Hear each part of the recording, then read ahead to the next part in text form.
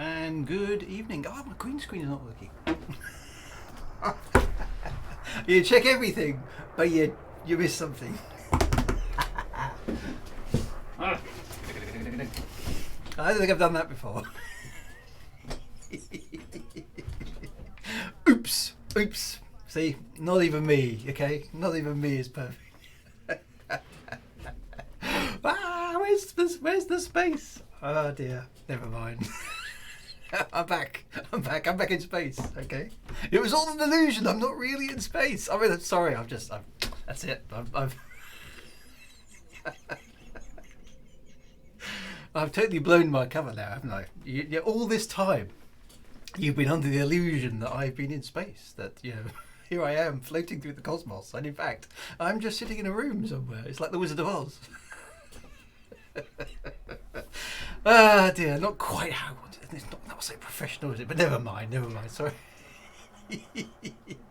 That was funny. Ah dear. Oh, maybe I'm in space, and maybe the room is fake. Yeah, that's definitely it. Ah dear, never mind. Anyway, lovely to see so many of you here for part 3, the 3rd episode of the Astro Tour. So all good stuff. Now I can hear my Elite Dangerous I can hear spaceships going past. Let me just check. There's quite a few people in the instance already, which is great. I saw a little bit of chat. For those of you who are new for this evening, then friend request me, Drew Wager, Commander Drew Wager. That should get you into my at least into great show so far. It's totally professional around here, Stop it. I've got to concentrate now. Completely. I know I always get distracted anyway, but I am trying. Anyway, right. So yeah, if you're not a friend of mine in the game, friend request me. That should get you into the private group, and then you'll have a chance of being in the right instance, and etc. Okay. But yeah, the hat is real. Yeah, the hat is definitely real. There we go. I haven't even put that one straight. There we go. Look, right, we're set. Okay, we're ready to go. Right. let me just pop over there. So where am I? Okay, first things first. We are in the Al-Qaid system, which is AL. I'll type in the chat. It's easier, isn't it? ALKI. That's where we are. Okay, we're there, and we're at a place called Hassanin Port. I don't know if that's how you pronounce it, but that's where we are. That's where we're rendezvousing for the start. Okay. A friend requests you in real life. Yeah, you can do that as well. Right, so let me just have a look here. So have I got? I think I'm good there. So I haven't. I've got 2 pending friend requests. Let me sort those out. Dayton Wolf and Myra Corran. So there we go. That's done. Right. So you guys should be in there. And so yeah. So my private group is Drew Wager. It used to be, I think, able to rename your private groups to anything you like, but that seems to have gone somewhere in the past. So I don't know. Great show so far. Thank you very much. Top quality stuff by Drew Wager. Dear, never mind. Well, we'll have fun. My hat doesn't feel right today. I'm not sure what's going on there. Doesn't feel quite. I had a haircut the other week. Maybe that's sort of throwing it off. Something's not right. The whole fabric, as you saw, the entire fabric of the universe is unstable. But there we go. So that's where we're rendezvousing. Okay, so that's where we're rendezvousing, and that's what it looks like. I am here. Okay, I'm in space, and there's a few people in the wing and a few other people joining up. So go into the private group, go there. With a bit of luck, the instancing will work.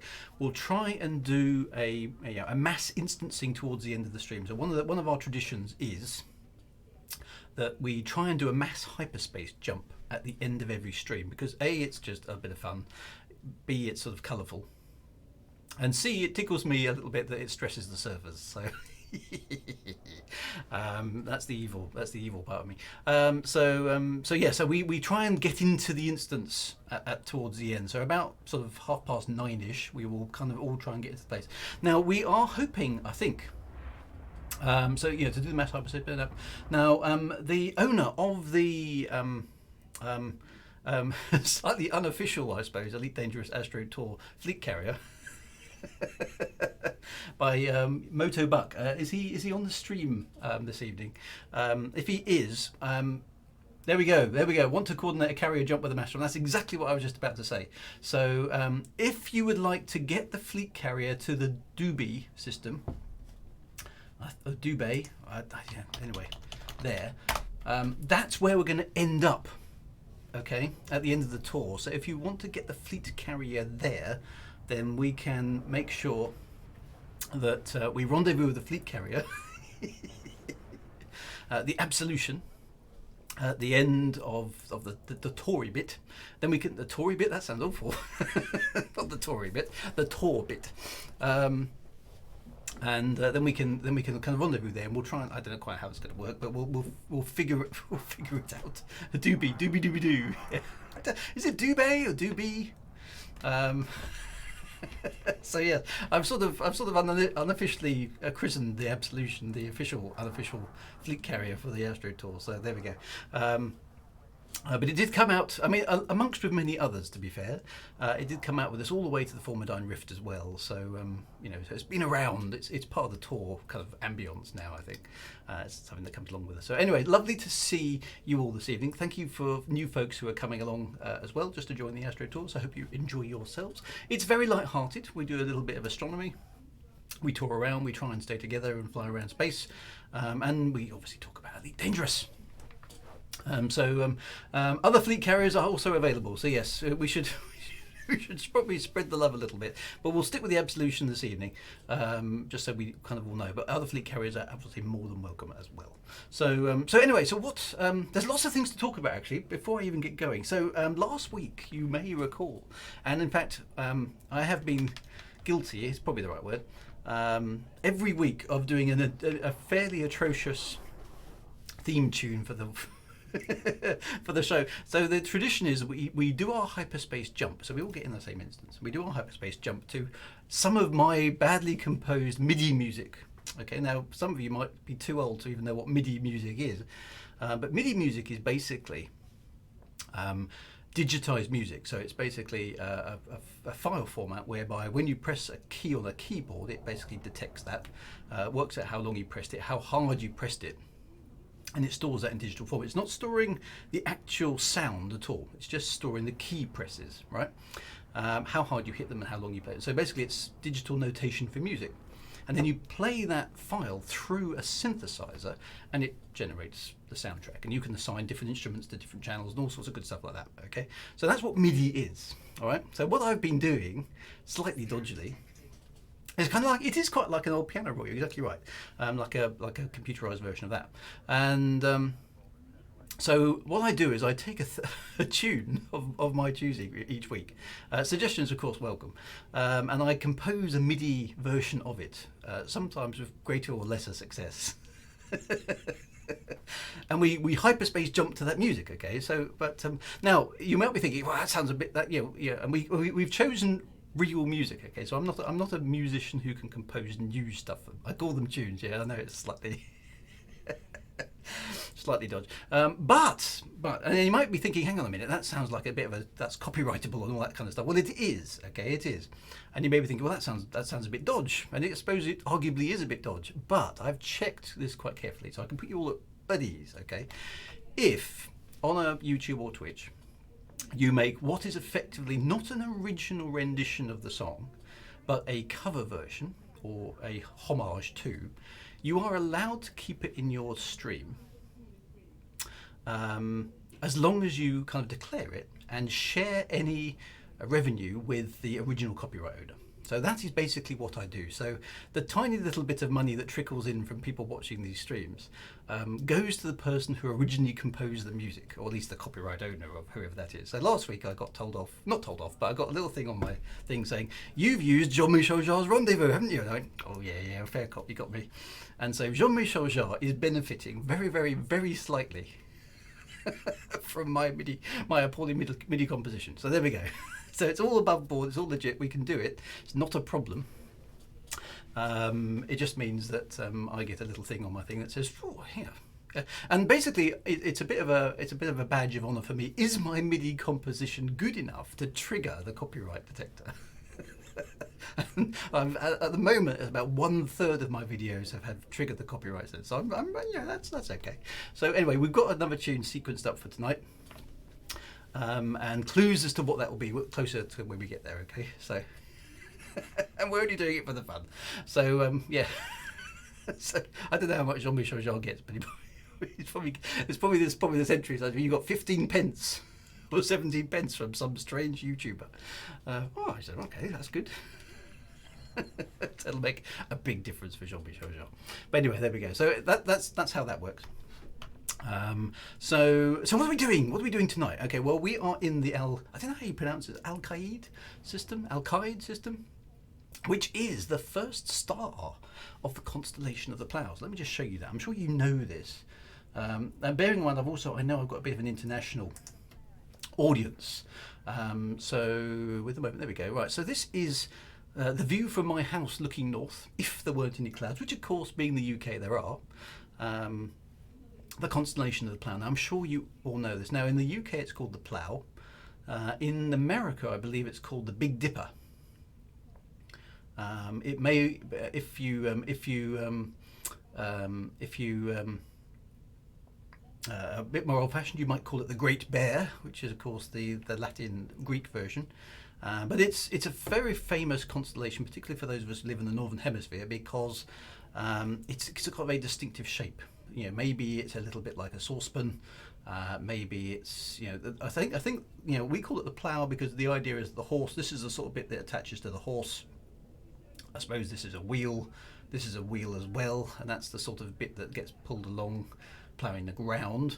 In Germany, apparently we call it the Grosser Wagen, big chariot. Okay, big wagon in German. Okay, so yeah, maybe so 2 wheels there, and maybe sort of wagon size up here, and again you put the horses at the front. What is a dipper? I've meant to ask this. Yeah, for any of the so American folks on the street, what is a dipper? It's a late. Oh, it's like a scoop.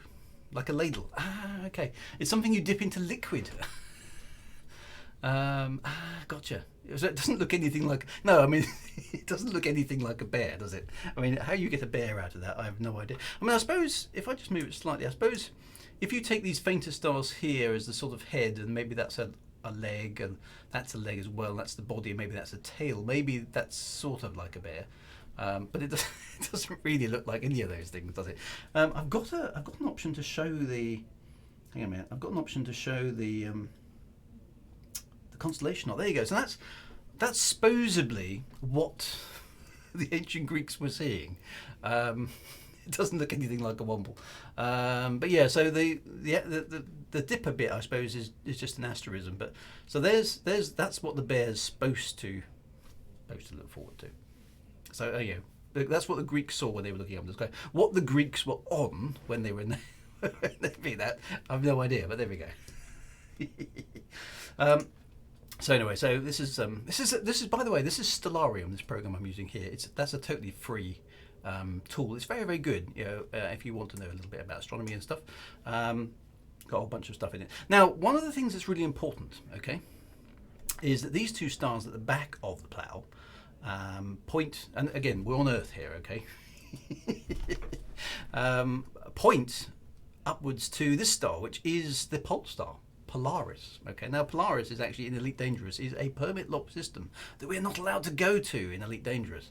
In fact, we weren't allowed to go to it in the other Elite games either, except for a slightly retconned story, which is all to do with the Thargoid. So something Thargoidy happened in the Polaris system. But it's permit locked in Elite Dangerous, and there seems to be no way currently for us to unlock that permit. So there's your slightly tenuous Elite Dangerous connection for the time being. Is the back 2 stars of this Plough / Big Dipper point at Polaris. Now we are actually, I mean, it could be, you know, I mean, maybe Polaris is the Thargoid homeworld. Who knows? We just don't know. But whatever's there is hidden for the time being. So we'll have to wait and see. And Polaris, as you know, is not very far away from the Earth, so one of the brightest stars in the sky. Now, we are here, actually, tonight. We are camped out in the Al-Qaid system. That's actually where we are in space. And tonight's little tour is basically, I want all of our spaceships effectively to trace out the the outline of the Plough, just because it just makes it, yeah, just going to make me chuckle basically. So we are going to draw a line in the sky, all right? We're going to go round the stars of the Plough, and we'll discuss a little bit about astronomy and stars and space and stuff as we go. So there we go. So we are here, and our next jump is going to be to the Major system, which is the next one along. Major and Alcor, actually, which are two very, very close by stars. So we're gonna go there next. But anyway, so we are in Alkide. So it's time to switch to the game. But that's basically the plan. Okay, we are going to draw the outline of the Plough in the sky in the Late Dangerous this evening, because we can. So there we go, right, so let me get rid of this. So anyway, so if you are in my instance, welcome. Yeah, so given that Alkite is the end of the bear's tail, are we going up his bum? I think we'll wait, we'll move swiftly on from that one. So yeah, Polaris was a Thargoid base in FFE, and you could actually go there in FFE, in the retcon story, and pick up a Thargoid ship and fly it. That's the lesser known ending to Frontier First Encounter, which is the third elite game. So there we go. So right, we are here. So now the Alcor system. Let me just turn around gently so I don't disturb any of these lovely spaceships that are parked around me. Where's the actual star? It's probably behind me somewhere. Looks like it's nice and bright in that direction. So let's just turn around gently. I can see a few other ships. There's the shadows. That looks nice and bright over there. There we go. So there's the Alcor star. Now it is much, much, much brighter than the Earth. Not the Earth. than Sol. Okay, it's a kind of blue-white star. I can't remember exactly what stellar class it is. Let's go have a quick. Oops. Let's go have a quick check. It is. There it is. There. It is. I can never find this stuff. Where is it? Class. That's all its names. Yeah, I know that. By the way, star type B. There we go. So it's a very bright star. It's not actually, according to Elite Dangerous, it's not the only stuff in the system. So there we go. There's a lot. I mean, none of this stuff is potentially real as far as we know, okay, because you know, we haven't been able to detect that much stuff around this particular star, but it is, as you can see, a very, very bright, powerful star. So yeah, there's quite a lot of people on the map there, aren't there? If we just go to the galaxy map again, yeah, so it's always nice to see all the names there. Look, there we are. So people, you know, I know quite a few of them are on the chat as well, so that's really cool. And the wings, and everybody's here, and there's a few other people floating around out here as well and doing stuff, which is very cool.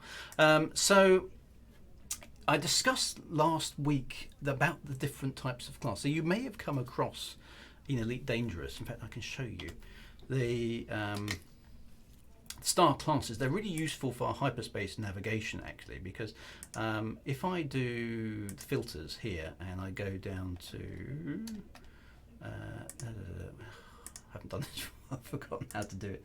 I want to zoom out. There we go. Right. So hang on. I want to use the filters here. Okay. So that's not the view I'm looking for. Realistic map. That's the one I want. Right. Okay. So if I filter by star class, okay, so these are the different types of class stars, okay. Now the first part of the sequence, and the important part of the sequence, is, and come on, the Kelvinator's already done it, Oh be a fine girl and kiss me, right, which just shows you how lonely and sad astronomers quite often are. So it's Oh be a fine girl, kiss me, okay. So those are the star classes, or KGB foam is the other way of doing it, okay. But OBAFGKM does put them in the right order, so that's why the OB a fine girl kiss me, again, showing how very, very sad astronomers can be, are the scoopable star classes in Elite Dangerous, which is useful obviously if you're going around fueling and that sort of stuff. Basically the higher up the list the star is more massive and more powerful. All right. So an O-type star is massively, massively powerful, hugely hot, and you know, big, just unbelievably hot and powerful compared to our sun. Our sun, by the way, is a G-type star. And yes, they've all got stable types of fusion. Now below that, weird stuff starts happening, and we'll come across some of these a little bit later on in the tour. But we're sticking with these ones up here now. As we can see, if we don't show some of these, and we just stick to the bright ones, you'll notice that where we currently are, Alkaid is a B-type star. It's one of the ones near the top. Okay. So it's a very, very bright, powerful star. Now these stars do not last very long. All right, they don't last very long. So O and B type stars are burning through their nuclear fuel incredibly, incredibly quickly. So you know, they're chucking out vast amounts of energy, way more than our sun does. And yeah, but they're burning through their fuel in millions of years. You know, soon they'll be gone. They're incredibly, incredibly bright. Now, if we do a quick check, where is Sol? It's not that far away. That's where we were the other day. It's 103 light years. So now, as you saw in our night sky, Alkaid is quite a bright star. We can see it in the constellation of the Plough. It's nice and bright. Okay. But if we look from here, where we're in the Alkaid system, and we go back and go, where's the sun? Okay, right. At 104 light years away, this is always quite interesting. Oh, it clicked on sticks. Why is it clicked on sticks? Didn't ask you to click on sticks. Did something wrong there. I want to. I didn't say. Did I say plot a course? I didn't mean to plot a course. I just wanted to select it. There we go. Let's dump the route and just select it. There we go. That's what I meant to do. Right, so there we go. So our Sol is 104 light years away, but notice we can't see it. Okay, you can't actually. It's not in visual range. And well, actually, there is. Just looking, peering at the screen. There is the tiniest of tiniest dots there. Actually, I don't know if you'll be able to even see it on the screen. It's incredibly faint. Okay, because our star is not that bright. It's a G-type star. It's not giving out that much energy. So for over here in the Plough, people, if anybody does live in this part of the space, our star is not very impressive. Okay, it's just a really, really faint one, and of no interest in the night sky. So nobody's going to make a constellation of us from the Alkaid system. Whereas from our perspective, Alkaid's a nice bright star, and that's the Plough. So it just gives you an idea of the different stellar sort of magnitudes and things that are going on there, which is quite cool. But anyway, so that's sort of where we are in space. So we need to get moving. So let's do that first. So our first port of call is the Major system. Actually, let's just go home. Just a moment. Where are we? There we go. I'm just curious. Actually, so there's nothing. Yeah. So it's also known as, but nothing elite, dangerous, significant has probably happened in this system. So let's go to Major. Now, it's not all that far away. But you notice it's a little bit closer to Earth. Now, these two stars here, as you can see, Major, in fact, Hebo is not very far away, but Major and Ulcar are, now there's a bit of controversy, okay? A bit of controversy about these two. We'll go to Major first. And then we'll go to Alcor. So anyways, let's get the hyperspace jump first, and then we can talk about it when we get there. So all ships in the instance, all ships not in the instance, but you know, let's see how it goes.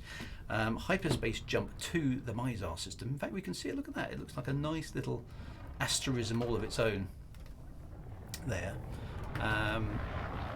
24 light years away. So that jump across, you know, the Plough, the first jump on the star, that's 24 light years gap. So we can actually see that from the perspective of Earth. Now, Major is quite a bit closer to Sol than Alkaid is, so we're actually jumping towards Sol a little bit. So one of the impressions you don't get from looking at constellations in the night sky is that they all look flat, of course, from our perspective, but of course they aren't flat. The stars that make them up are at radically different distances sometimes. you know, the Plough is not just a flat sort of shape in the sky made up by, you know, conveniently placed stars. They're random, all sorts of random distances.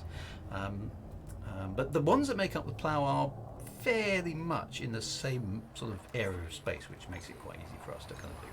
So we're drawing constellation outlines tonight. And we'll get to the Major system. Now, another bright star. I don't know if this is O or B. We'll find out when we get there. Can't remember what it was. And here we are in. Looks nice, and so it looks like a B type star to me. We'll find out. So let's have a look at the system map. Now, there's a few things here that's interesting. As you can see, Major. That was A class, is it? Okay, cool. Here we go. A class star. Yeah, you're quite right. So hot or white, bluish white main sequence stars. Blah, blah, blah, blah, blah, blah. Surface temperature reaching 100,000 Kelvin. Yeah, 10,000 Kelvin. So and not very old. You see, not as stars go. Anyway, 232 million years isn't very much. But as you can see, there are 3 other stars here. Okay, the group seems to have scattered from that jump. Yeah, that happens a lot. So what we'll do is, I wonder if we can get to a nice location. Let's have a look. How far away is? We've got to be a bit careful. These, some of them are like crazy distances out. There's some fleet carriers up here, which is nice. There's a station here, but it's like 162,000 light seconds away. So I think we might give that one a miss. Yeah, so let's choose a fleet carrier. Hyperion. Let's go to the Ticonderoga. Ticonderoga. So if you're not in an instance, let's jump over there and we'll use that as a rendezvous point for the time being.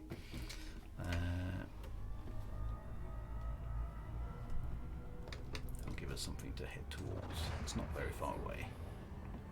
So I'm going to use my amazing Super Cruise Assist, which is a jolly handy thing to have when you're streaming, because you can hands off your throttle and stick.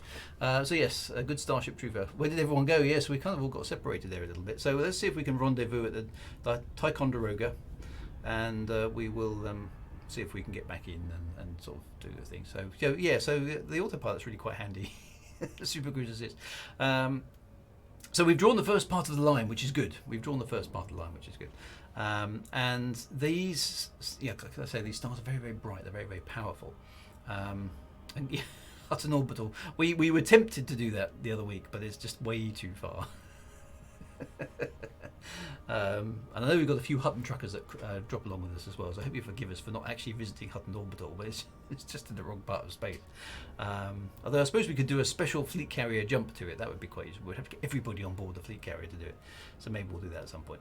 But anyway, so in the Major system is interesting. From Earth, and I'm going to, once I just drop out of hyperspace here, or Super Cruise rather, I'll just fire up Stellarium again just to show you something, because this is quite interesting. Right, so there we go, the Terracon. Let's close in on it and see how many people can rendezvous here.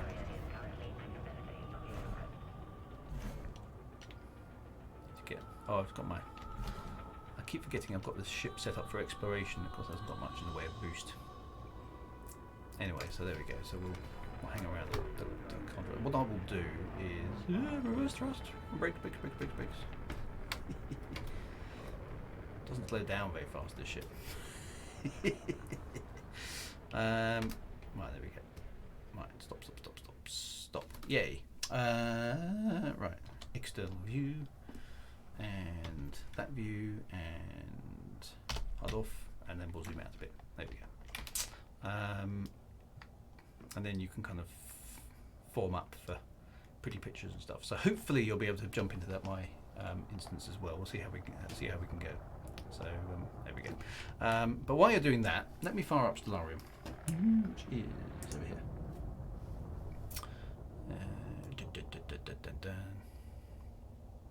Okay, so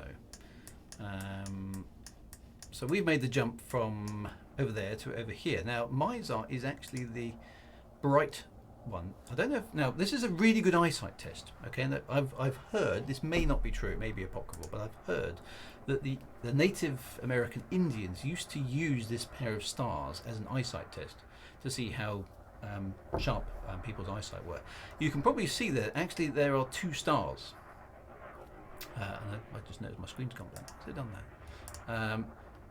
And if I zoom in on it, let's just center it, you can see it a little bit more clearly. So there we go. There are actually two stars there.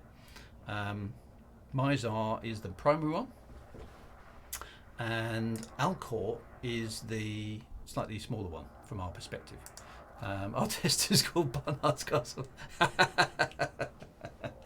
Yeah, he's been in the news again for not paying his council tax, hasn't he? That I probably can't say on the stream what I really think of Mr. Cummings, but I'm sure you can get the general. You just get the general feeling. So I'm not quite sure why that's flickering. Stellarium doesn't seem to be playing nice with Streamlabs for some reason. But anyway, you can see there's the Plough. There we are. I've got it. Hopefully, there we go. And Mizar and Alcor are actually what appears to be a double star. Okay, a double star. So Alcor is there, and Mizar is there. Now it's been thought, and it's not entirely sure at the moment whether or not these two are actually gravitationally bound to each other, i.e. they're orbiting each other, or not. As you probably saw from Elite Dangerous, if we just go back there, I'm just going to pop into, I'm just going to pop back into my ship for a moment and show you the galaxy map.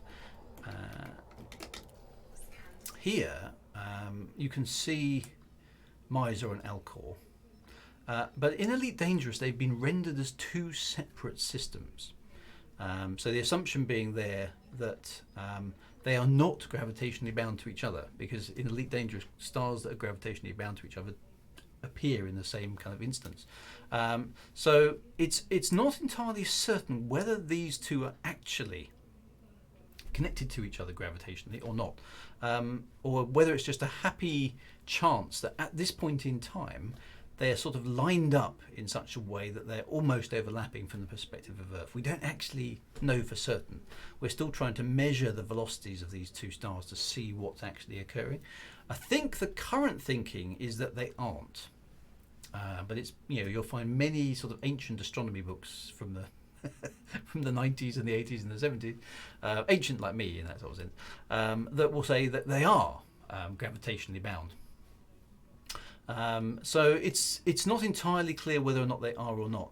Let's try and get these. I don't know what are all these annoying shiny lines. They're just irritating. Let's have a look at the. They don't go away if it's realistic either. Can I get rid of those? I don't know what they are. Anyway, you can see there if we click on Mizar, it's actually as we know, multiple stars. Oh, they're jump lines. Are there places I can go? Okay. So you need to disable the faster route thing. Okay. There we go. So that's much easier to see, isn't it? So there we go. And we can see, interesting enough, there we go. So we can kind of see the way the stars are aligned. Now that's a distance that we're there. Alcor is, as you can see, 1.2 or at least 1.12 light years away. It's not. It may not be that far in real life. We are not certain. So when dear Michael Brooks put all the real stars into Elite Dangerous, he just downloaded. And that sounds like he didn't do much work, but he did vast amounts of work to make this work. But he used the best astronomical data we had at the time, and of course that's always being refined as new discoveries come out. So the distance between these two may or may not actually be accurate, but it's based on the best information at the time. Now 1.12 light years is too far for them to be gravitationally bound. So it may just be a lucky happenstance that these two stars are really close to each other at the time. So from Mizar, as we'll see in a moment, Alcor is a really, really bright star because it's so close. But as you saw here, Mizar on the system map is actually not a single star, but it's multiple stars itself. Okay, these definitely are gravitationally bound to each other, from the Earth, if I go back to Stellarium for a moment, from Earth, human eyesight can make out Alcor and Mizar just about. All right, we can just about. If your eyesight's half decent, you can see those two as as a pair of stars. Now, what's quite nice about that is if you can see that, basically the distance between those two dots is about a light year. So if you want to know what a light year looks like, it's that. So yeah, there's a useful measurement for looking into space. That's, if you want to know what a light year looks like, that's about a light year. So if you've got a telescope, yeah, and a binocular will give you a view a bit like this, to be honest. If you've got a telescope, you'll easily be able to split them up. And if you've got a very good telescope and you zoom in, I don't know if Stellarium's going to show us. Yeah, so Stellarium just about shows you, at the extreme magnification, and you're talking quite a lot of magnification. You can split Mizar into its component parts as well, as you can see there. But it takes a fairly powerful telescope to do that. I don't know, we'll go to Alcor in a minute, obviously, but I don't know if Alcor itself is. I think Alcor's just a single star. So there's some interesting stuff going on with these two, basically. So Mizar is a multiple system. Alcor is Alcor connected to Mizar? We're not sure. Maybe, maybe not. But the distance between there and there is just over a light year. So it gives you a sense of scale there, which is quite nice. So let's get rid of that again. So anyway, so back to Elite Dangerous. How are we doing? Is the instancing playing ball at all with us, or not?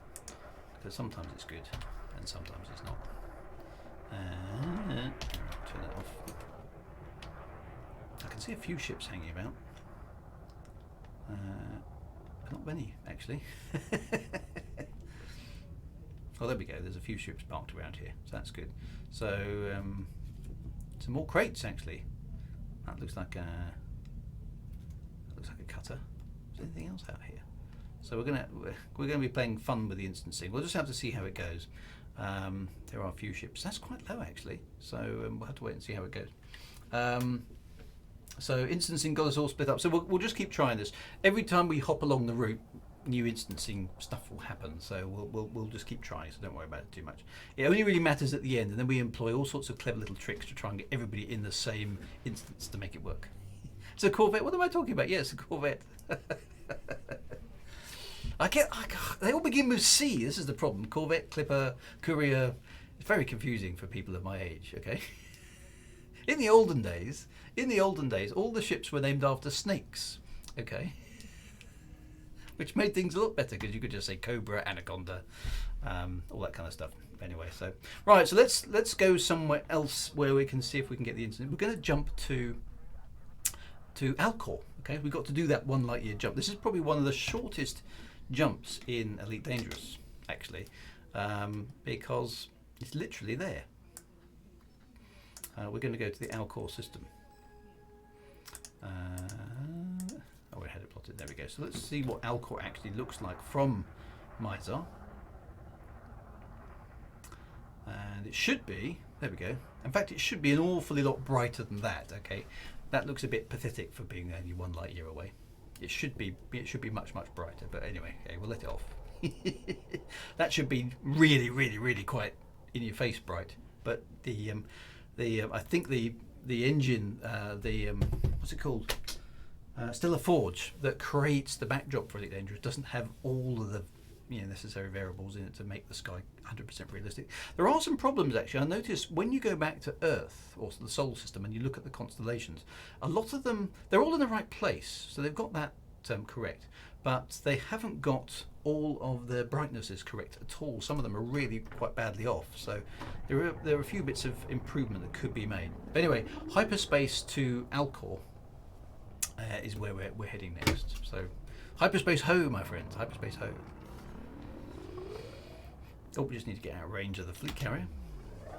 So thanks for the Terraconda as what was it? Terra-Ronda Condas. I can't remember what it was now. Something with a conda in it. So right, there we go. Hyperspace. Off we go. So let's see how many of us can make it. Let's head to the Alcor system. Meet at McDonald's settlement is only about 1k from the start. Okay, we'll get there. So let's have a look when we arrive. See how we do.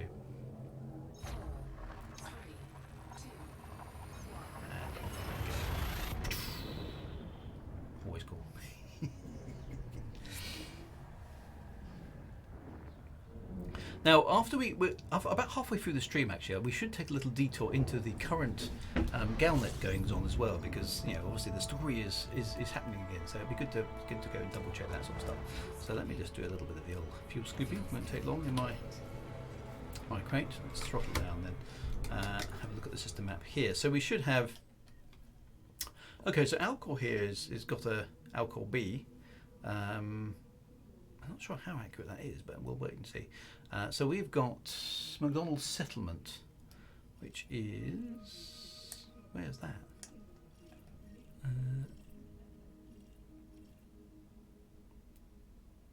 Is that one of these... Is that a surface installation? I can see the fleet carriers. Second star down there. Okay, cool. Right, yeah. All right, McDonald's Settlement. Okay, so that's down there. It's not so far away. So according to this star should be orbiting at quite a close range. All right, there we go. So let's head there. So McDonald's Settlement.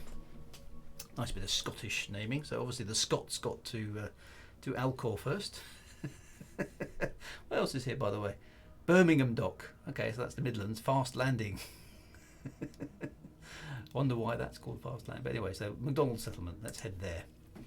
They've got bagpipes and stuff like that. That would be quite cool. Because there are quite a few. No, it's not McDonald's, is it? It's McDonald's. Is it? I mean, actually, it is MC Donald's, isn't it, for the American burger chain? Yeah. Right, so let's head off over there. Let's switch on the.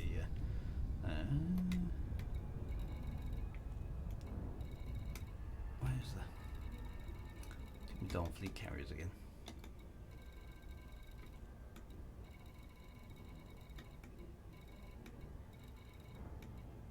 Oh, I've obviously missed it. Where am I looking? There we are. It's quite hard to see that. Brilliant. Bottom of the map. There we go. Thank you very much. So it's pronounced McDonald's, yes. So McDonald's, so not McDonald's. So McDonald is something else. Of course, nearly it's McThargoid, yeah. So the odds are it's accurate. Yeah, so you're quite right, JR1988. Most star systems in the universe are doubles or triples or all sorts of things. Stars don't seem to generally like forming on their own, which is interesting, given our solar system. Now, there was... there is some speculation that actually having multiple stars makes it harder to form planets, but it doesn't seem to be the case from the sort of stuff that we've observed so far. Alcor B there is a star in orbit around Alcor A, not all that far away, which is quite interesting. But obviously civilization has spread out there. Now they do have lots of regional accents at some of these stations. I don't know if they've got if have anyone come across some Scottish accents in Elite Dangerous? That would be really cool if there are some.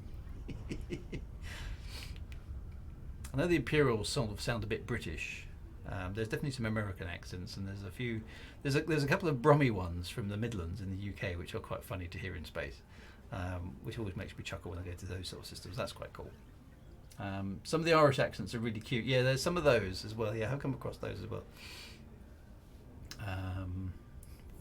Falcon shaped French fries with corrosive dip. Barnacle burgers, yeah. So yeah, well that stuff should be done, shouldn't it? Why can't we buy stuff like that? That's an interesting looking world as well. It's not an Earth-like, is it? But wouldn't be cool to get down. We've got all that business with tenuous atmospheres to go on when Odyssey finally drops. Davy Dock has a Scottish accent. Okay, station has the Noon Hammers. Okay, I think Jameson Memorial has a bit of an Irish brogue. Yeah, so there's definitely some good stories out there. Right, so fingers crossed, some of us will end up in the same instance. Okay, this is one of those stations with the entrance. The entrance is over there. So head towards the entrance. Don't get clonked by the big spinning arms of death. Okay. We'll hang around at the entrance for a bit.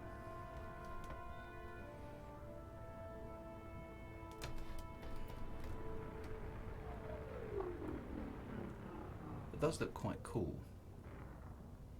Now it makes you wonder if there's an evolution to these space stations. Oh, there's a big dock in the background. I was going. We'll have a wander around there in a minute. Is that one of the CQC assets, or is that a shipyard at the back? I used to call the spinny arm things conda catchers. Oh, it's a fleet carrier dock. Ah, of course it is. Yep. So if you've got a fleet carrier, then that's where you get them from. So that's yeah, that's quite atmospheric, isn't it? So that makes for good screenies. I like good screenies. There we go.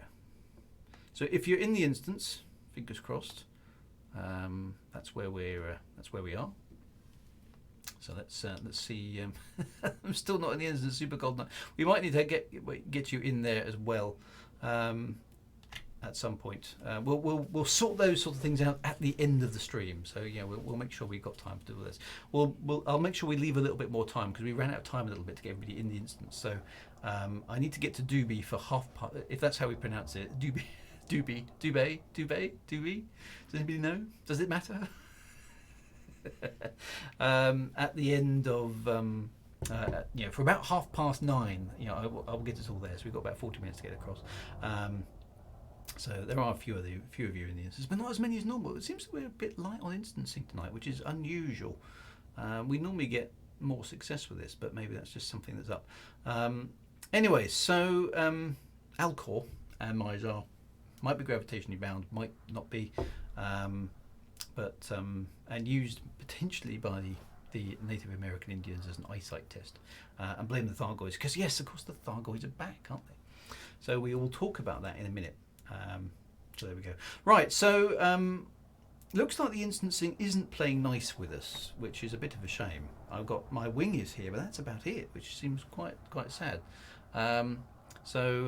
Yeah, so maybe a bit of relogging is good. I'm just going to have a quick, because I haven't actually been to one of these fleet carrier drop-off points, and see what's going. So I'm going to, if you want to follow me around, I'm just going to try and avoid the spinning worthy things of doom. Those must be very strange places to travel down into, because the gravity at the edges of those must actually be quite significant. So I've not flown around one of these before. So let's just have a quick look. They're quite big things, aren't they? So there's the actual fleet carrier being docked. Just have a quick tour of it. Fly together with Lakon. Sorgon Peterson. Something I've always wondered, I know it's slightly artistic for the game, but why is there always fog in space? I always find that a bit strange. With all these lights here, there's all sorts of weird space fog. Not quite sure what that's about, but it's nice to see some big installations, because these sort of things should of course be all over the galaxy, so it's nice to see, and they're all sort of advertising things as well, which is quite cool. And you can actually, these are made of, what's quite nice, you can fly through these. They're made of very, very tiny dots, like a hologram screen. They remind me of TVs, the CRT monitors, so you can actually see the individual pixels as you get close, which I think is quite cool. Quite how these hologrammatic systems actually work is anybody's guess, but it's a nice effect. I like it. So there we go. It's a bit hypnotic, isn't it? So that's the thing. So anyway, it's quite nice. I quite like that. Right. So I will keep jumping. Now we're going to Alioth next. Now anybody who knows anything. Now if you haven't been to Alioth before, you may find it permit locked. It is a permitted system. So we went and got that permit last time we were out and about doing the law tour, because Alioth, of course, and as you can see, not very far away again, is home of the Alliance. Yeah, exactly as you used to get the so we'll jump through it. For those of you who haven't got the permit, we'll jump on through it, so you can meet us at the other side. We've been here before, so I only want to go there because we kind of need to. Okay, it's all part of the drawing the line in the sky. So again, let's quickly back to Stellari and show you where we're going. I'm sure you can figure it out. There we go. So turn around in space. We're currently here. We've jumped across that little bit there. Now Alioth is that one. which is the next one in the Plough. So that's where we're going to be. So drawing a line across space, which is what we're doing. And there we go, back to Elite. So yes, join us on the other side. If you Alioth, in order to get the system permit for Alioth, it's not that difficult, but you have to run some missions in this area of space. And Commander Sea Dwellers just this game is just great. We seem to be having some stability problems tonight, so maybe it is the Thargoids. And I know that there is a new Thargoid CG which we'll discuss after Alioth. Now, getting the Alioth permit is worthwhile because it gives you access to the Alioth system, which is a very lore-heavy system.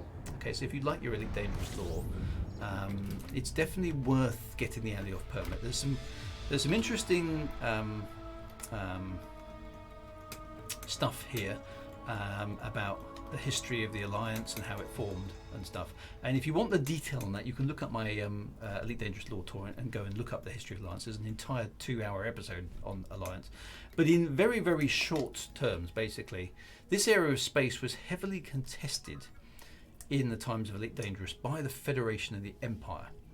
Okay, and as a result, this area of space was basically being fought over all the time. So if we just zoom out a bit, you've got where are we? So you've got Achenar really quite a long way down there. Where is Sol?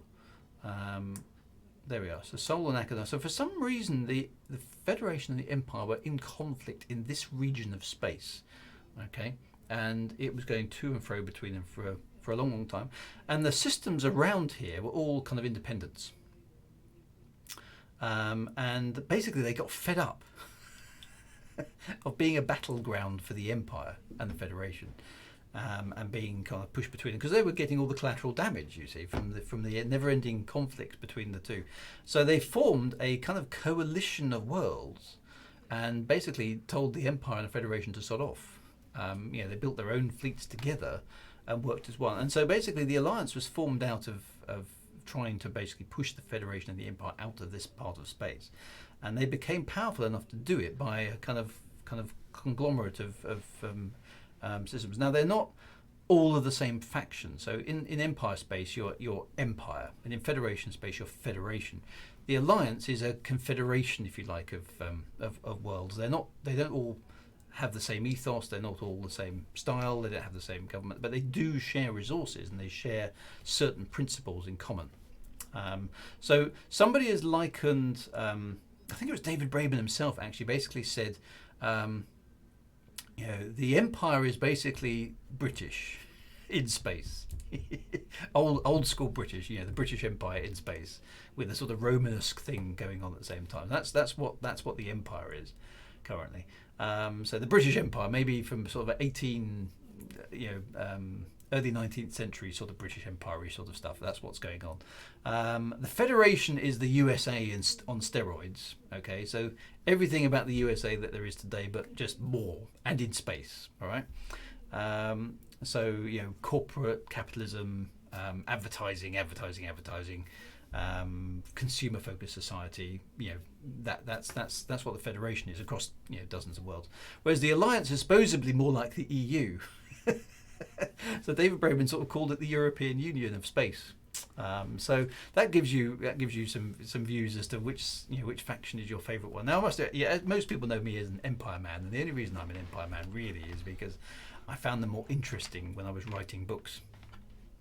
Yeah, as to who the Thargoids are, no idea. It's just some alien dudes coming and doing stuff. Now, what's also interesting is that in the original lore of Elite Dangerous, the Alliance had a lot more to do with the Thargoids than everybody else. And the Alliance tech is, certainly historically, has a lot more advanced than the tech that's available to the Federation and the Empire, leading to accusations that the Alliance somehow reverse engineered some of the Thargoid tech. And that's never really been substantiated too much in Elite Dangerous, but it's there in the background. Okay, so keep an eye on it. If you see stuff going on in Alliance space in Elite Dangerous, it's always interesting because there may be a high-tech Thargoid connection to it. You have to wait and see. And certainly there's a there's an engineer up here. Where I don't know. We probably can't go to it at the moment because I don't think I've unlocked him. Have I unlocked him? Let's have a quick look. Don't think I have on this account. No, I haven't even heard of him actually. But there is an engineer, Bill Turner. Okay, there is an engineer, Bill Turner, and he hangs around in the Alioth system. I think. I can't remember which system it is. And if I try and go there at the moment, of course, I'll get shot at because it's one of these, isn't it? Is it 4A or something? I think it might be 4A. Does somebody know? Somebody in the chat will know where Bill Turner actually hangs out. I think it's 4A. I should know because I wrote a Turner's World. It is 4A. Okay, so as you can see, I can't see anything there at the moment because it's like off limits because I haven't unlocked him. But that's, you know, the whole engineer things is another unlock. Now, Bill Turner is interesting because the Turners, as a family, are connected to the Thargoids in the original lore of the previous game. So there's a connection. Yeah, it takes its. Yeah, I need to watch my own lore. I can't remember now. Yeah, I haven't been there for a while. And I've got to that age. You know, that's why I write things down and record them because I can't remember anything. I've got copious notes. There we go. So 4A is Turner Metallics Inc. So yeah, that's right. So now the Turner family are connected to the old lore of Elite Dangerous and the Thargoids, and you need to go back and reference that. So if you're interested in that sort of stuff, go back and have a look at that. There is a season Turner. Yep. And the Alioth stuff that's going on kind of in there as well. So lots and lots of Elite Dangerous lore in this system, and an engineer that you need to unlock, and a possible connection to the Thargoids, and all sorts of interesting stuff going on in Alioth. So, so yeah, so quite interesting. Now that's all relatively recent. So as you know, Elite Dangerous is currently in the year 3306. It started in the year 3300. The alliance has only been formed in the last 50 years. So politically, they are quite a new structure, whereas the empire is 800 plus years old, possibly even more than that, I think. And the Federation obviously goes back to World War III back in the 21st century, which of course is where we are right now. So the Federation is extremely old. The empire is pretty old. But the alliance is virtually brand new. It's a sort of new, shiny political entity in the galaxy, but significantly powerful even now. So so that's how the politics of the galaxy has changed a little bit. How many ED accounts do I have? I've got 3. So I have one that I generally tool around the bubble in, just joining CGs. I have this one, which is mostly my exploration one, Commander Drew Wager, which I obviously use for tours, and I've got one other one as well that I occasionally use for other bits and pieces and stuff going on. So yeah, so there's multiple accounts there. So anyway, so I'm conscious that quite a few of you can't get here because it's a permit lock system. So onwards we go. Now the next system is Megrez. So let's go and do that. And they say if you do want to check out the lore tour, you can find that easily enough on YouTube. It's all there. We recorded everything because figured a lot of it. It was interesting actually because I advertised it like 3 months in advance, and even by the end of it, people were still going, "Oh, I didn't know this was on." So it's kind of a bit weird how that sort of stuff happens, but people find things eventually. So Megrez, there we go. So this is the next star in the Plough, and that's where we're going to head next. And we can see again it's a multiple star system, which is quite nice. So that's just again Stellarium. We are now heading here, Megrez. So we've drawn half of the Plough. So no, the Salome account was never my account. I used it, but it was set up for me. It's not an account, and I don't have. It probably still exists now, but it certainly isn't supposed to be used because, of course, in the lore, Salome is dead.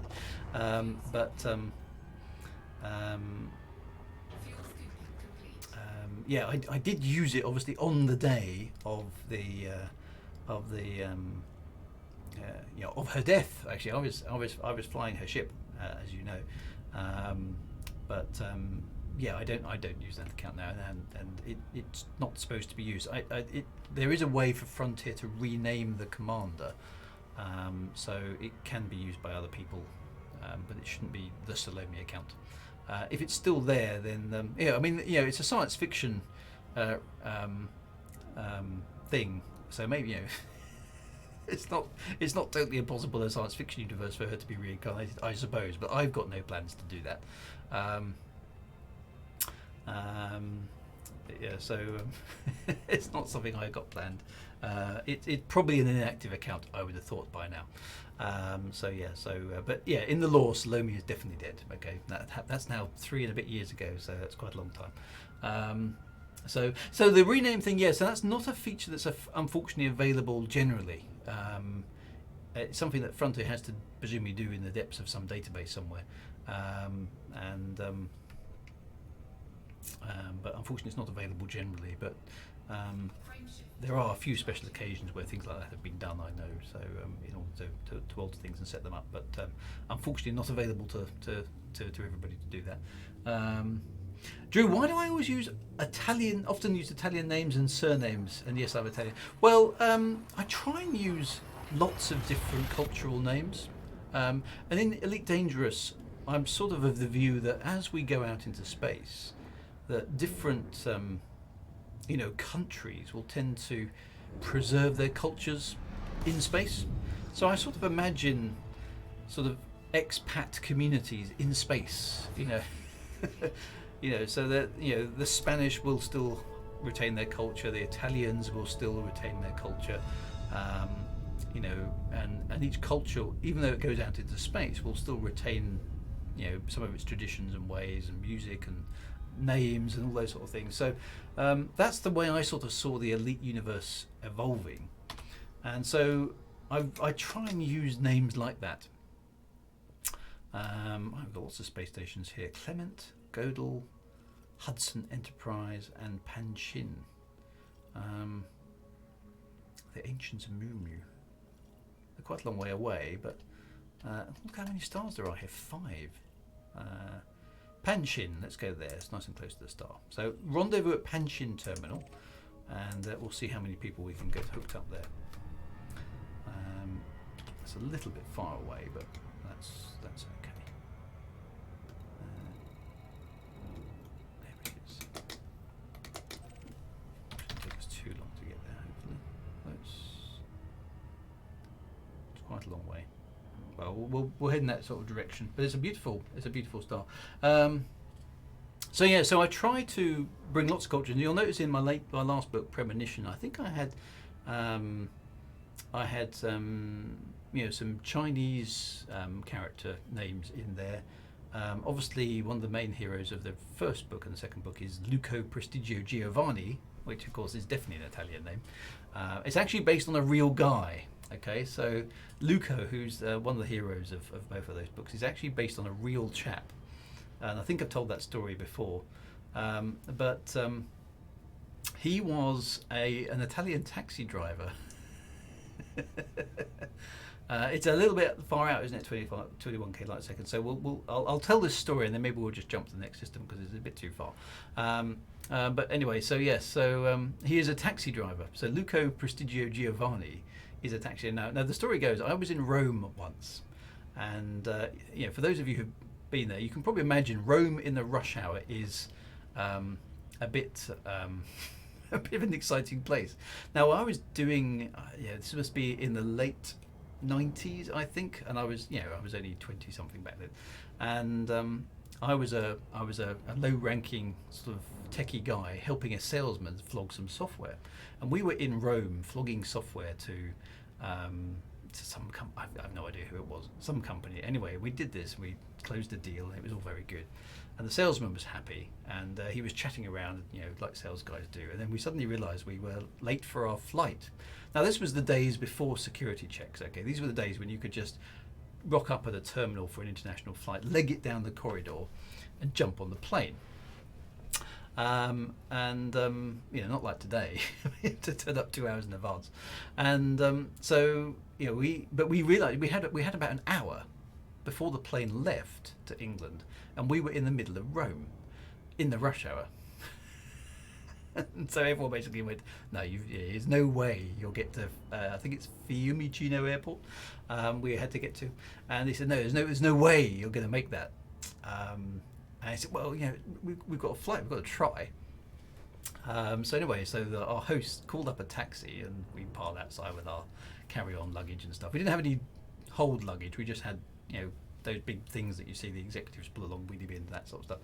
And so anyway, so there's taxis outside. It's just there's nothing special about the car. It was a Renault 9, you know, saloon car, nothing particularly big.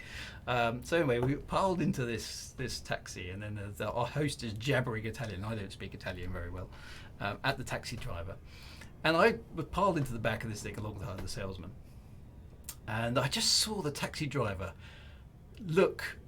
grab the wheel of the steering like this. He kind of just grabbed it, and I saw his fingers clench a few times like this, and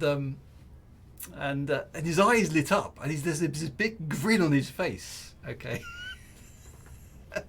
you don't know what the guy actually said, but it must have been something along the lines of, "You got to get these guys to the airport in this amount of time for them to catch their flight." And he just turned round to us and said, in his, you know, broken English, he said, "Luca Prestigio Giovanni will get you to the airport on time." He just floors the throttle. I was seeing the rev counter go, and then he lets up the clutch and boom. I'm sort of chucked in the back seat. I haven't got my seatbelt on or anything. And we are driving through Rome. Roundabouts the wrong way, no speed limits. Anyway, I'm like, oh my god, we're gonna die. So after about 20 minutes of driving through traffic, I have no idea which route he took. We get on the bypass, and he literally skids with a handbrake into the terminal. At the terminal entrance, we pile out. And he goes, "Good luck, my friends, good luck," and he just disappears. Cloud of smoke, and we ran into the airport. We got on the plane and we got home. We caught it. I owe a vote of thanks not only to Lucio Prestigio Giovanni for getting me to my plane on time, but for giving me a name that I then used many later on. So I hope he's still alive.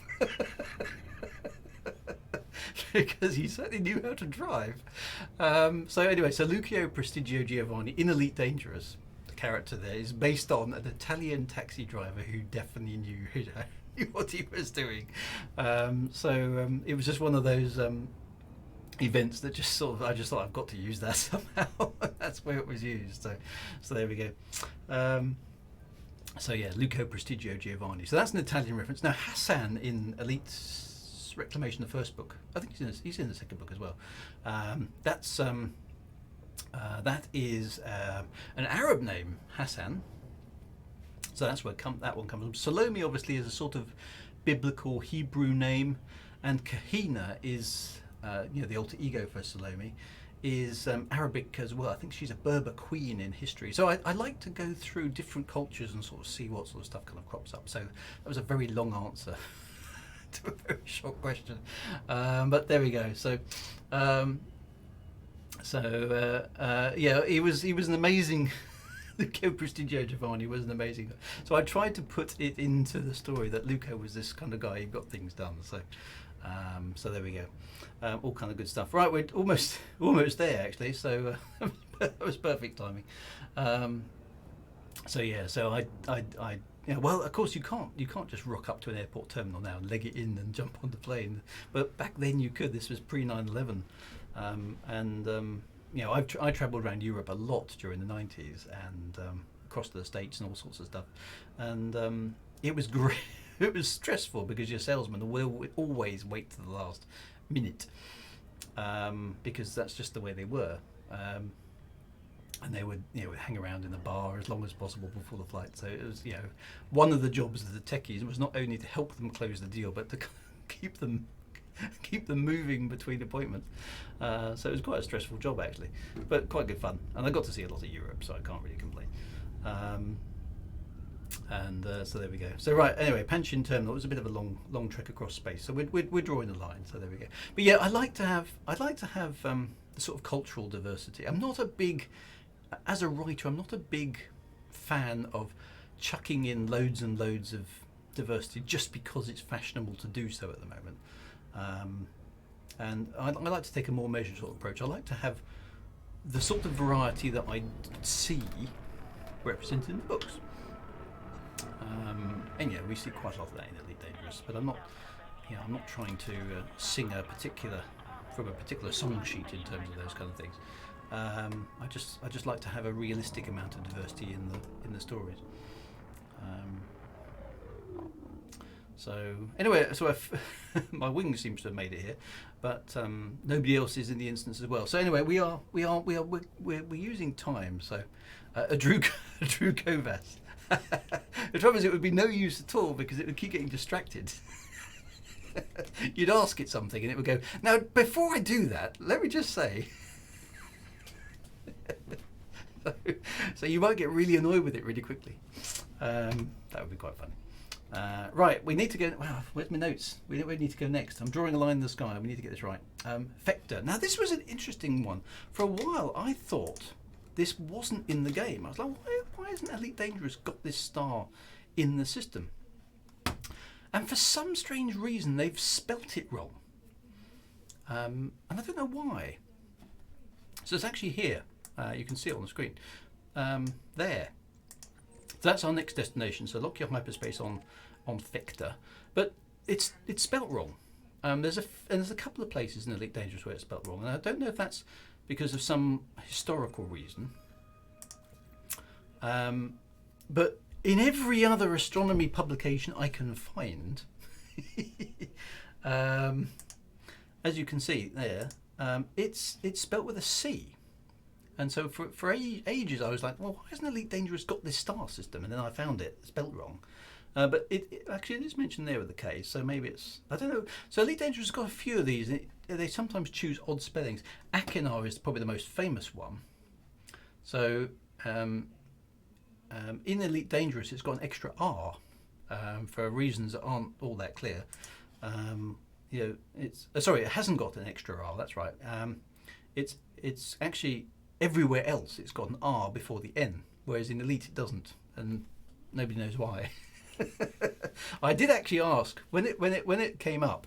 I did actually ask Michael Brooks about, are you going to spell, because in the previous games it was spelt wrong as well, and so they've always sort of just kept. And I asked him, are you going to spell it right this time round? And he went, no.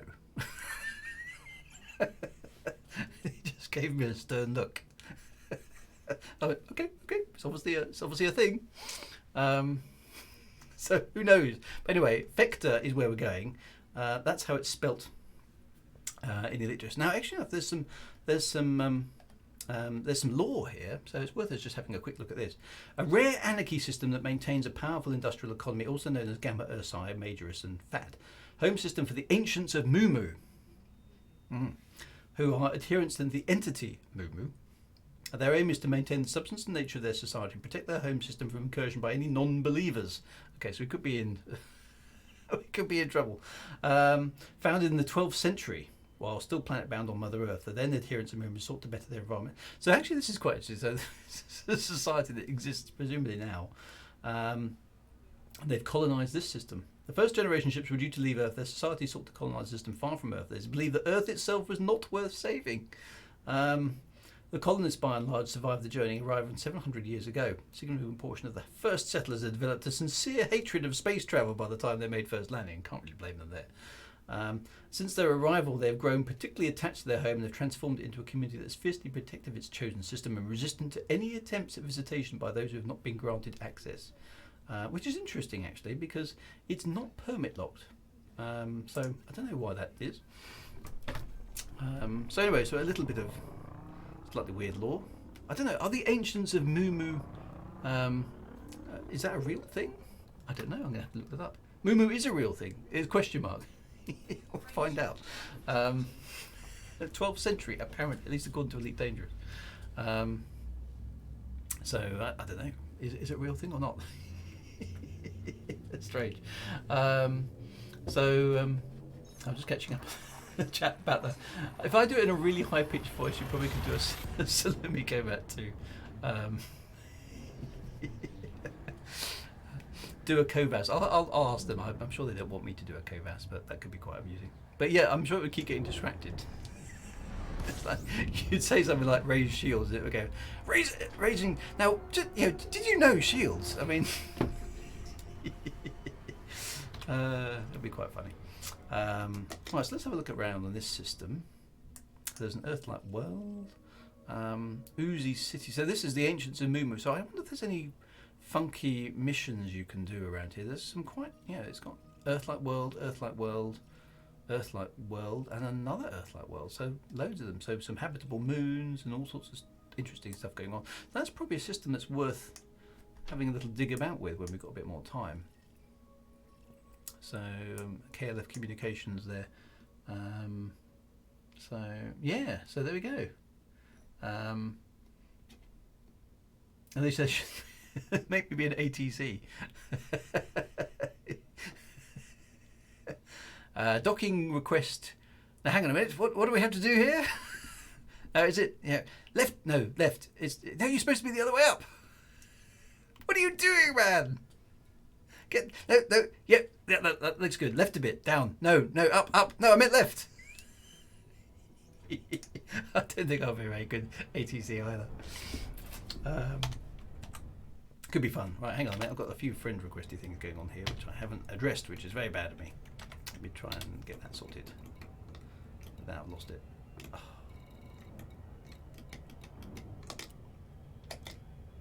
There we go. Right. Anyway, so we need to start getting towards the end of the thing. So we just need left hand down a bit. Oops. See, that's what would happen. So say, you are cleared to docking bay. Now, hang on a minute. Is it 1? Or is it the other way up? Is that a 10? It's a 3? Which way around? Yeah, which ship are you again? Flash your lights for me. I can't tell. So yeah, I don't think I'll make a very good ATC. Anyway, so that's the Vector system. So that sounds like it's actually quite an interesting place in the Elite Dangerous lore. So we should definitely come back there at some point in time and have a little bit more of a look around. Now we're only going now. So we've drawn this. We're going to go down the bottom here. We're going to go to Mirak, and then end up at Doobie, and then we'll find the Absolution. Yeah, 999. Pad 99. Oh, sorry, 66.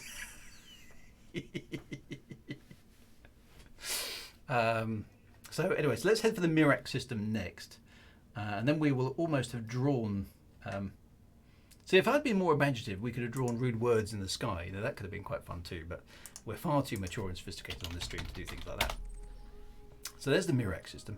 It's interesting to me, actually. I hadn't realised one of the nice things about Elite Dangerous, of course, is that the stars are where they should be, pretty much. Michael Brooks did a very, very good job of setting this up. So they are pretty much where they should be in space. And I hadn't realised, even though I've been into astronomy since I was like 6 or 7, that the stars of the Plough are actually in the same region of space, because quite a lot of constellations aren't. We'll see that with Orion later on in the tour, that the stars that make up Orion are all over the shop. They're not close to each other in space at all, whereas the ones that make up the Plough make up quite a nice little globule of stars, not all that far away from Earth.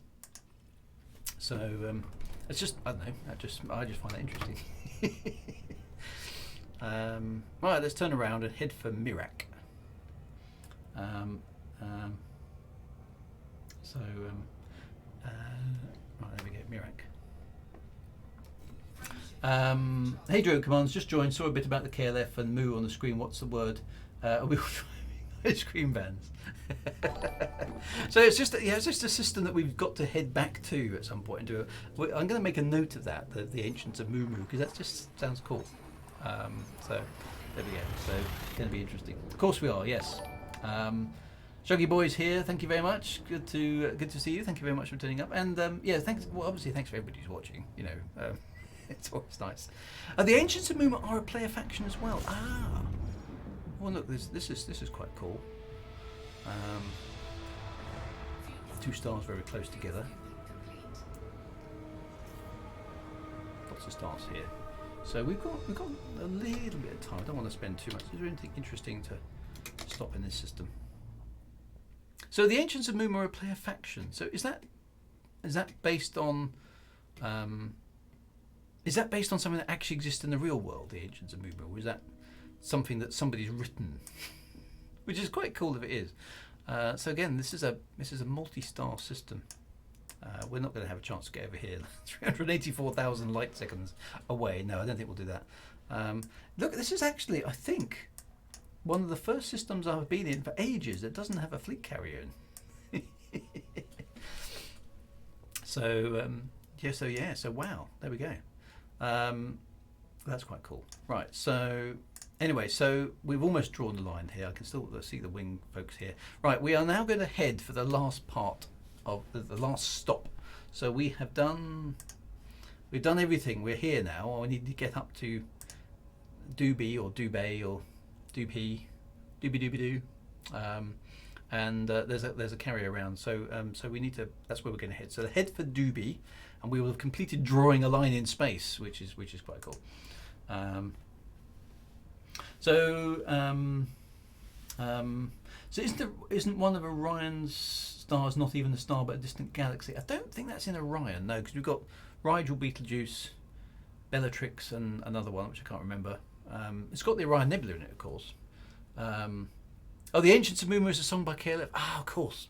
Why don't I remember that sort of stuff? Boom. Yes, now I do know. I know the Ancients of Moom. Yes, actually, I've heard that. So no, I'm not sure about Orion stars. I remember seeing Sagan's Cosmos when he showed what the Plough would look like after billions of years of proper motion. So yeah, of course, all the stars are moving, which is quite cool. So it's not a static thing we're looking at. Right, so let's find Doobie.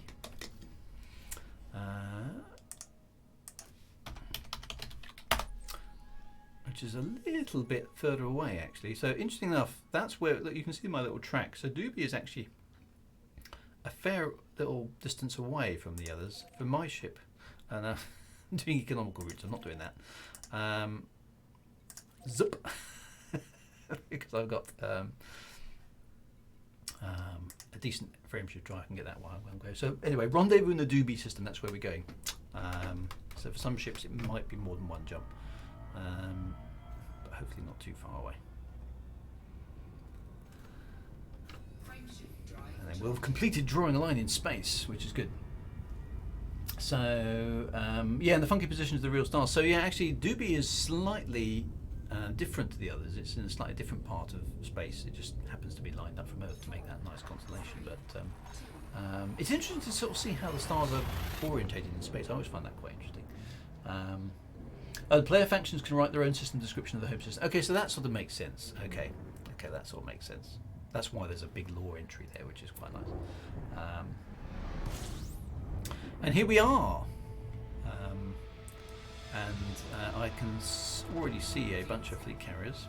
The winery. Let's have a look at what we've got in the system. There we go. So this is a massive star, actually. So this is the type of star we got here. This is a class G, but it is solar radius 25. Doesn't say what units that are. Don't know. Solar mass is only 0.9. Okay, so it's not a particularly big star. The Emperor's Revenge, Tanny Lawn. Always good to see that one. Wimbledon Common.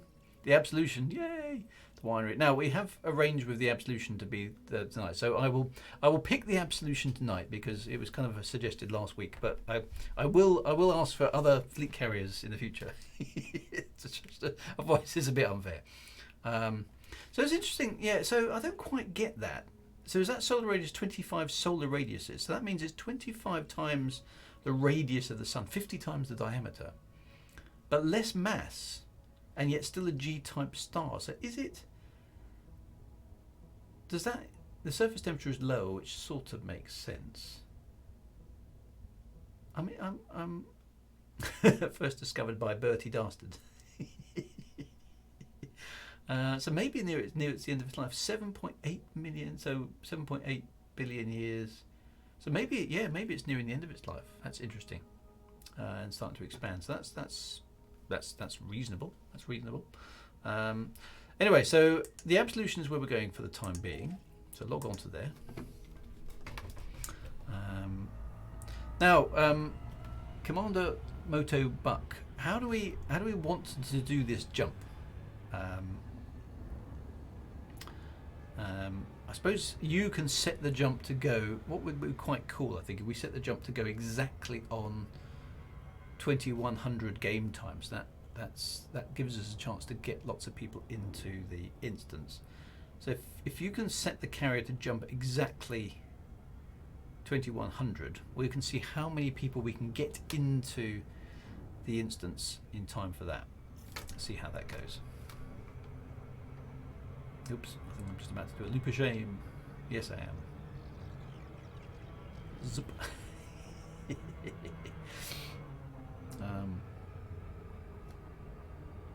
Oh, so Motorbike, yes, I can.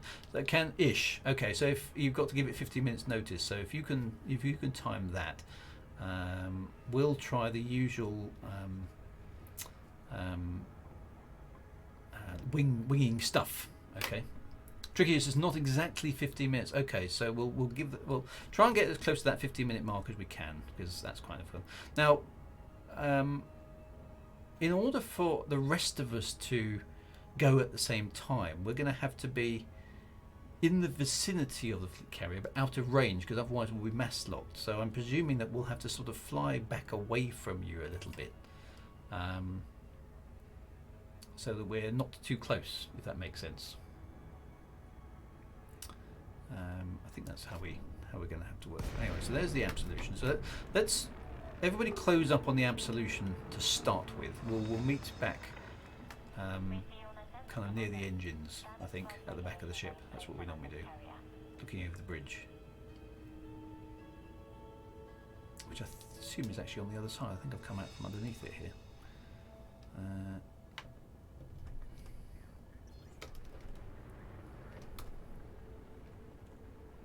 Let me just, yeah, we're on the bottom side of it. There we go. So let's do that.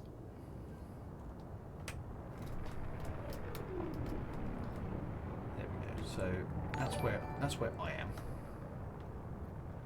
So hopefully people can start trying to instance in now. If I am still drifting. There we go. I'm not drifting now. There we go.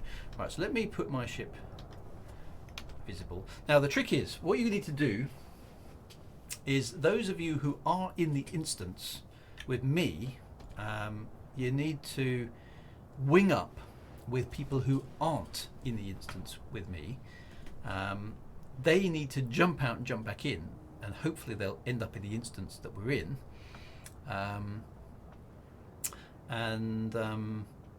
They you know, and we basically keep doing that as much as we can for the next sort of half an hour or so, to get as many people into this instance as possible. Motobuck, what system do you want me to send it to? Now, it would be, this is one thing I wish Elite Dangerous could do, is I would like to be able to click on the screen and go, that star over there.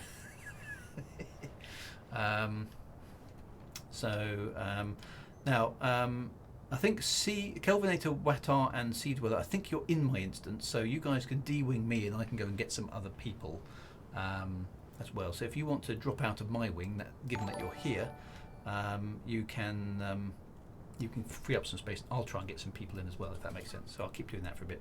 Thank you guys, well done. Right, let's before I do that, let's just see if we can figure out somewhere to go. And which direction are we looking? I'm just going to try and eyeball it. Now the Absolution is actually looking towards the centre of the galaxy there, I think. Well, I've got a wing invitation, so let me just get that. Commander catches, that should put you in my wing. So you may, in order to get into the instance, you may need to jump out and jump back in again. So I'm just going to see if I can figure out what we're looking at on the galaxy map, because it'd be nice if we can jump in the same general direction as the Absolution when we go. So let's have a look. Which way is it looking? I'm imagining it's looking in that direction. See if I can get a star. So let's just try this one. know what star that is.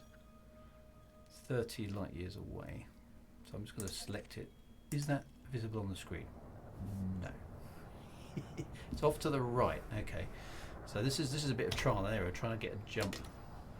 But you can, if it's off to the right, we should be looking this way. Let's try that.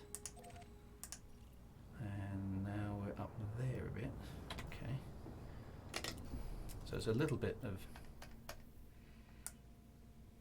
I'm going to go down a bit then. Let's try this system.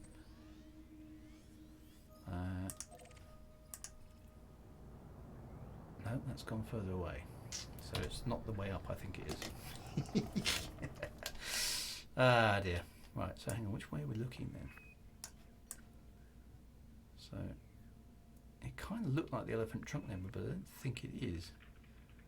Let's try that one there. That one there.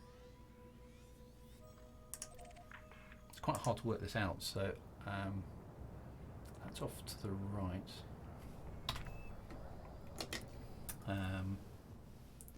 Yeah, so sort of mutual mutual stuff. So right, let's go there. No, that's going the wrong way. So let me just switch off that wing thingamajig. Yeah, I've probably got the wing. Disable voice command. I will enable my wing beacon. That sometimes helps as well. Right, so let's see if I can get a. So once you're in my instance, then you can defriend again as well.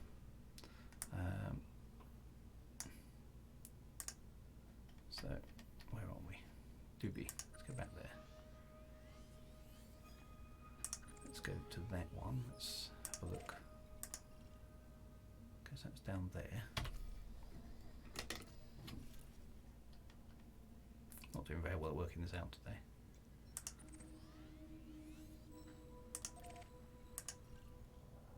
That's that one's almost directly behind us. Okay, so that's useful. Galaxy map. So actually, we want to be a system down in this direction.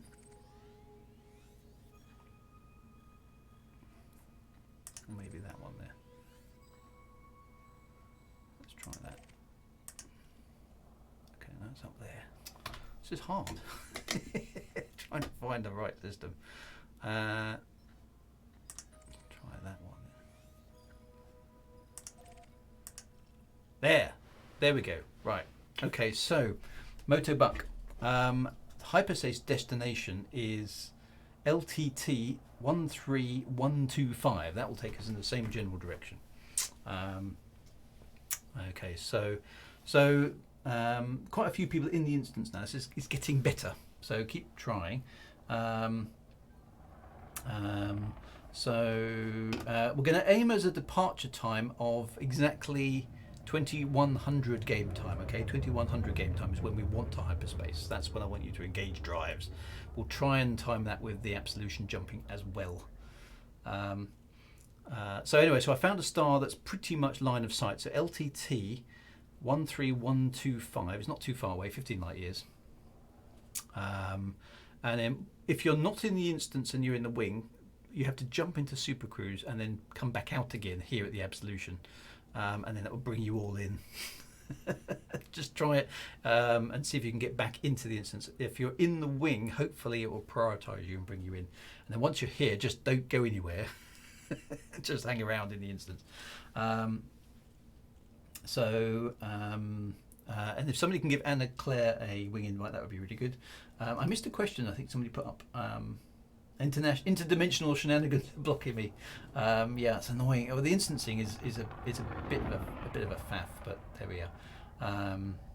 So there we go.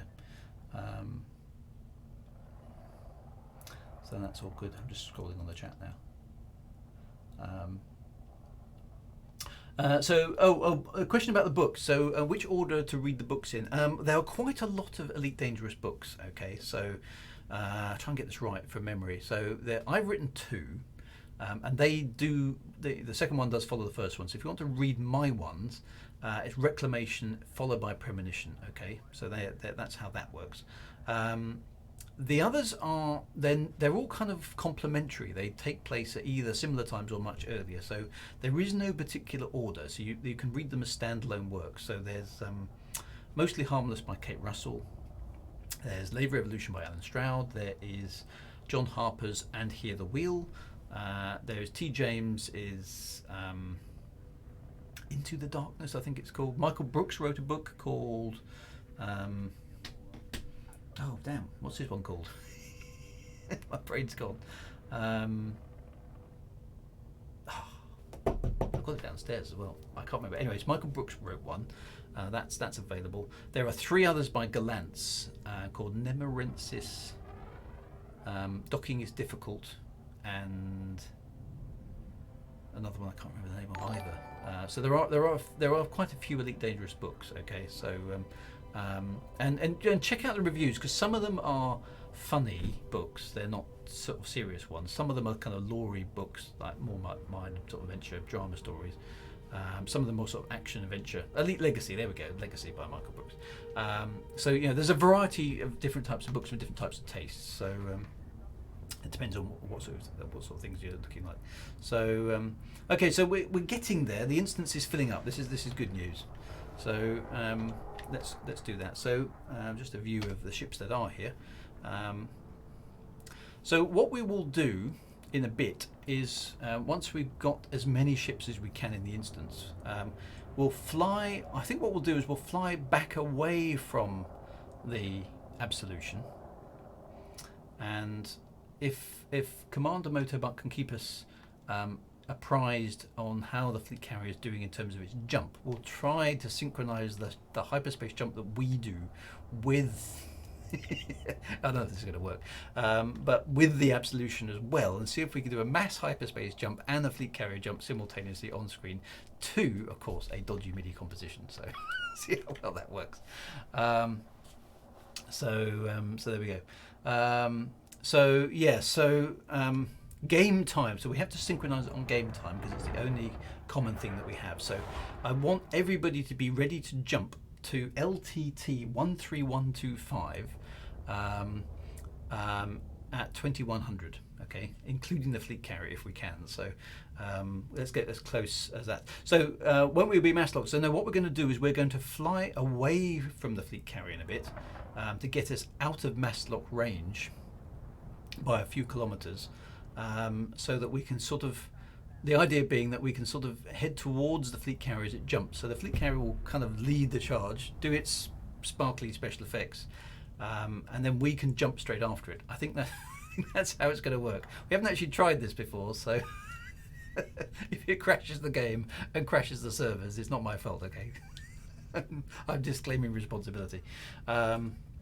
Xbox and PS4. I would love to do this on Xbox and PS4 live, but I don't have either console, so I've got no way of doing it from here, I'm afraid. So, but there we go. So let's just see how many people we can get in the instance, and we'll go from there. So guys, keep trying that with the things. So LTT 13125 is where we're going to go. So I'll leave that running at the moment. Now, just while all that's going on, oops, what am I doing? Let's just have a quick look while I'm here at the ongoing Galnet story. Now, I'm not going to do it in game because it's going to muck up other things, but fortunately, you can also access it online as well. So the big news, obviously, of the week is that the Thargoids are back. Okay, so there's the thing. Basically there's a CG asking you to go and kill the Thargoids. So this is interesting. So at the moment the Thargoids are still being pitched as a fairly mindless baddie alien, okay, which is to my way of thinking, is a tiny bit disappointing, because we were promised at the beginning of all this that the Thargoids would be a bit more nuanced and a bit more kind of not just alien killing machines, which so far is what they've turned out to be. Now maybe that will change with Odyssey. I suspect it probably will, because obviously at some point we're going to meet the Thargoids kind of face to face or face to antenna or something. So I think that's going to be part of the Odyssey storyline. We're going to find out a bit more about Thargoids. So far the Thargoids seem to be kind of mindless killing machines, but maybe we'll go and find out a bit more. But at the moment there's a CG to get out to the Witch Head Nebula and kill Thargoids, and that's the thing. Now the other stuff going on here. So Fleet Admiral Vincent named as the Starship One saboteur. So for those of you who don't know this was way back in the history of Elite a little bit, is that Starship One was well, at the time we thought we didn't know what happened. It went bang, and exploded, and it turns out it was sabotaged by this guy. And the trial of Chief Technician Roy Webster was halted by a plea bargain to reveal who ordered him to sabotage Starship One's hyperdrive in 3301. Mr. Webster provided evidence that the Fleet Admiral Vincent directly commanded him to arrange for Starship One to suffer the same fate as the Highlander Antares, which is way back in the history of Elite Dangerous. Supposedly the Antares had a prototype new generation frameshift drive hyperspace system. But anyway, so the defendant, this poor technician dude, aiding and abetting mass murder, 20 years in prison. The interesting thing about that is that we don't have any way more sophisticated dealing with criminals in the 34th century. We just stick them in prison, okay? So anyway, so he's been put in a high security facility, this new admiral, and been charged with conspiracy to commit murder and treason. And there was no comment from President Zachary Hudson, who's believed to be a personal friend.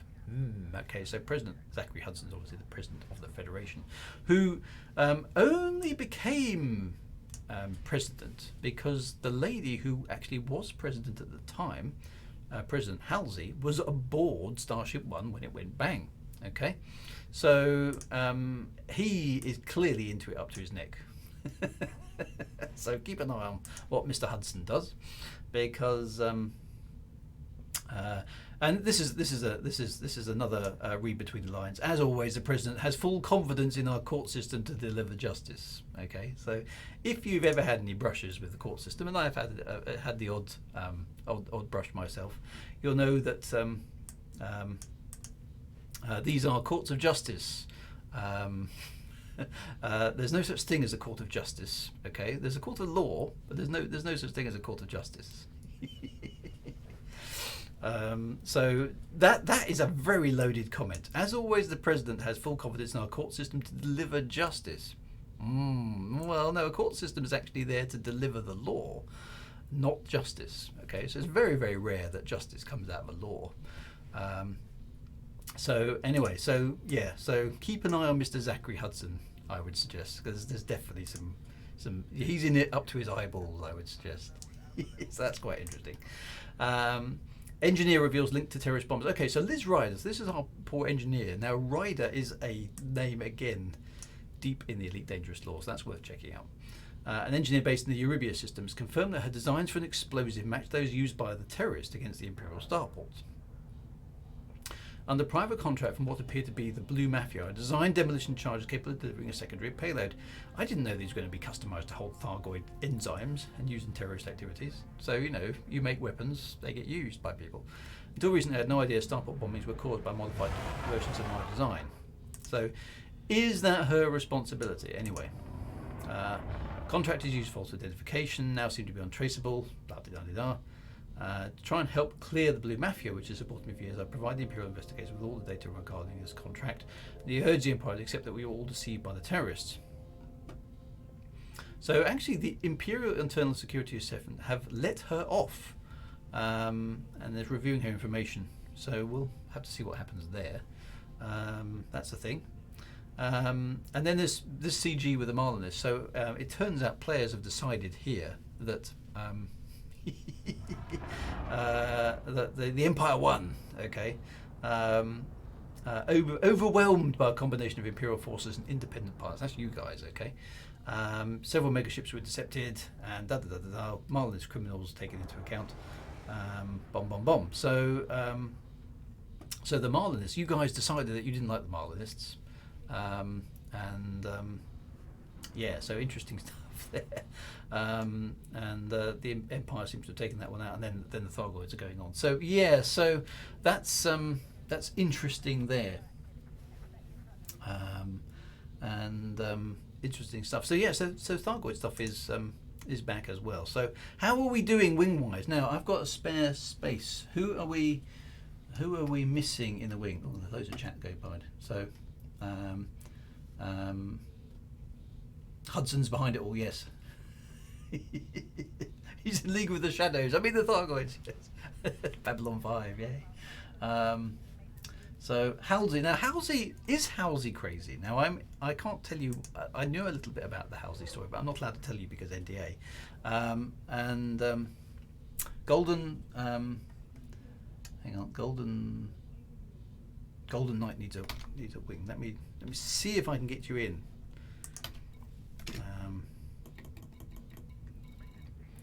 Golden. I've got a pending friend request. Better sort that out. There we go. Why has my interface stopped working? Oh. Golden Knight. Right, I'll try and get you in, Golden Knight. Hang on a minute.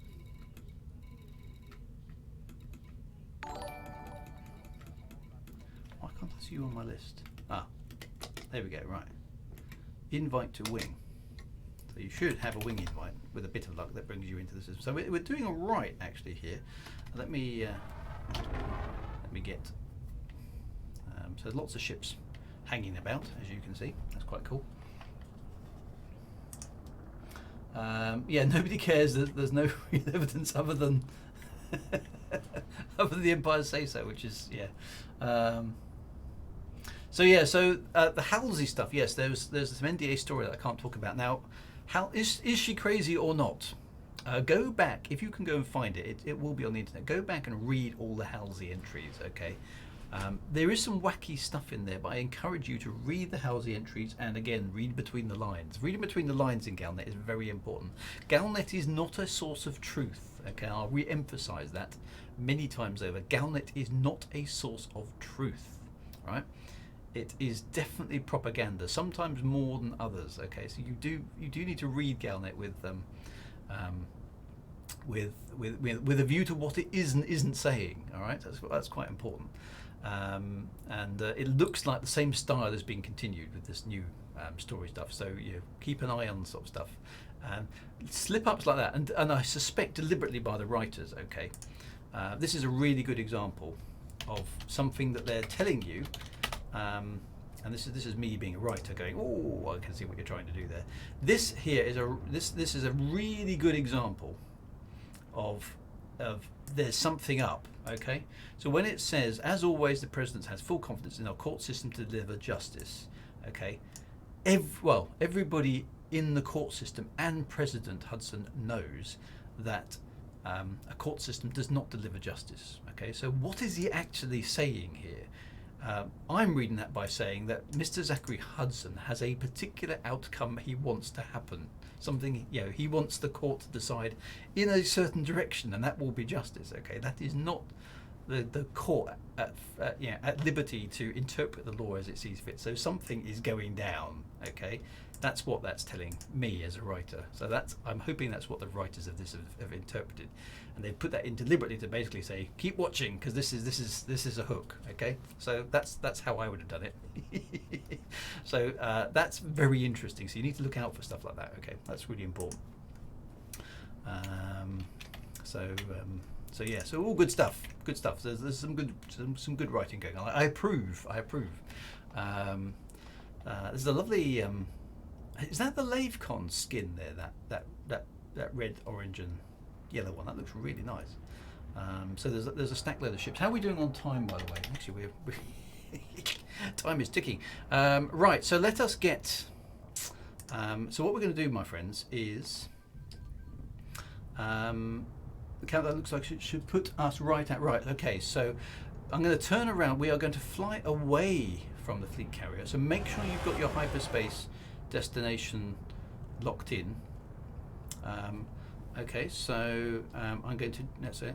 Everyone's turning around. We're going to fly for the moment in the opposite direction get ourselves out of mast lock range of the fleet carrier, okay? Because otherwise we can't jump. So follow me, and keep the star behind you. We need to get out of mast lock range of the fleet carrier.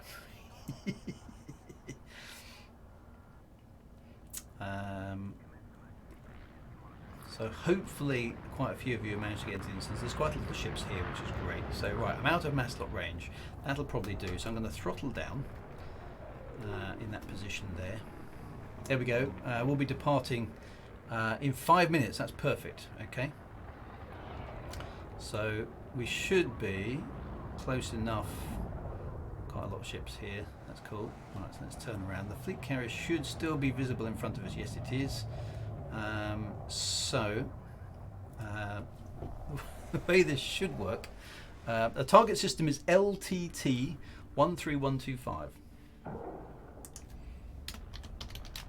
13125. There you go. That's where we're going to jump to. So if everybody who is in the instance with me can form up. If you're not in the instance, you should still be able to kind of do it, if that makes sense. Oh, hello, somebody's being shot at by the fleet carrier.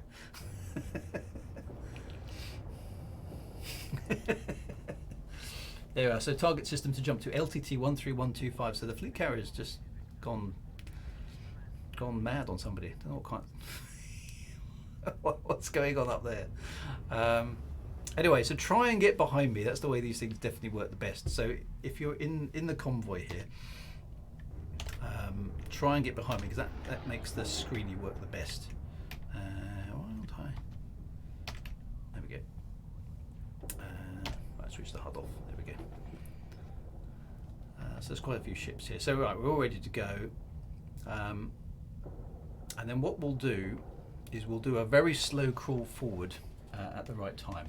So we're going to, the idea being that you charge your frame shift drive, but don't go to maximum throttle. Okay, that's the way these things work. So you charge your frame shift drive. You can probably start doing that now, just so you're ready. So get in fleet formation behind me, so we can see as many ships as possible. What's going on over by the fleet carrier? It's a nice light show, anyway.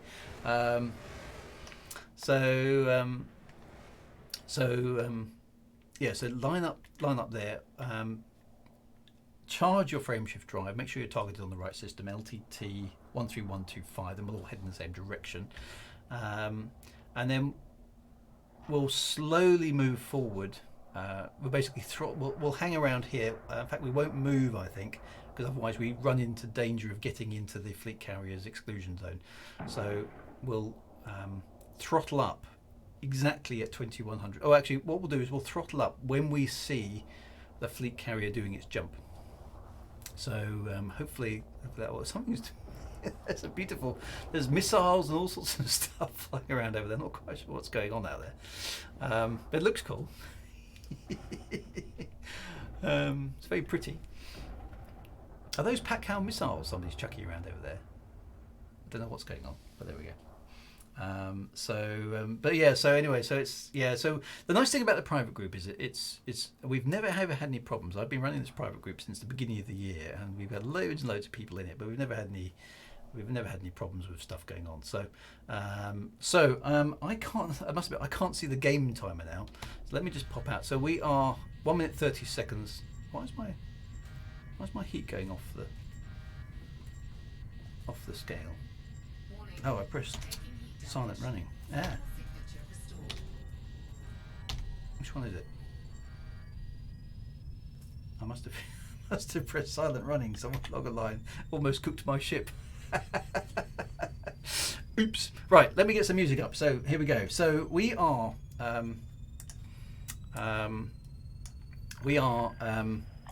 running on the edge here. That's your clue. Okay, so the MIDI's coming. Here we go. So let's we're ready to go. So let's get some music going. Here we go.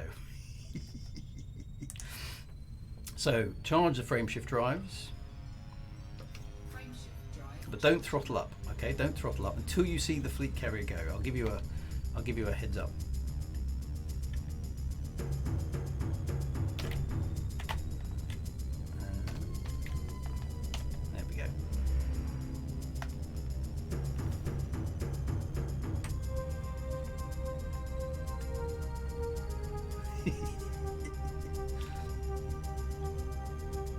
Right, wait for that fleet carrier to go. Wait for that fleet carrier to go. Hopefully you recognise the tune.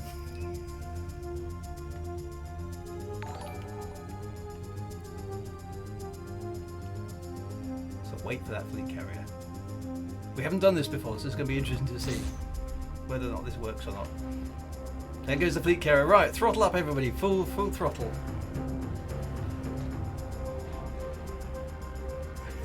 That looks awesome.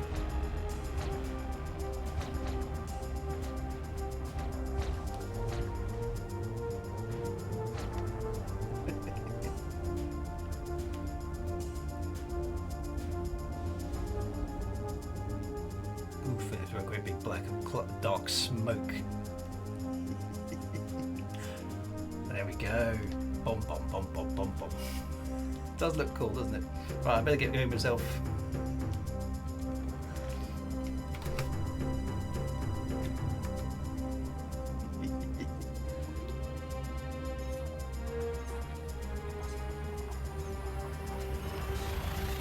That was awesome.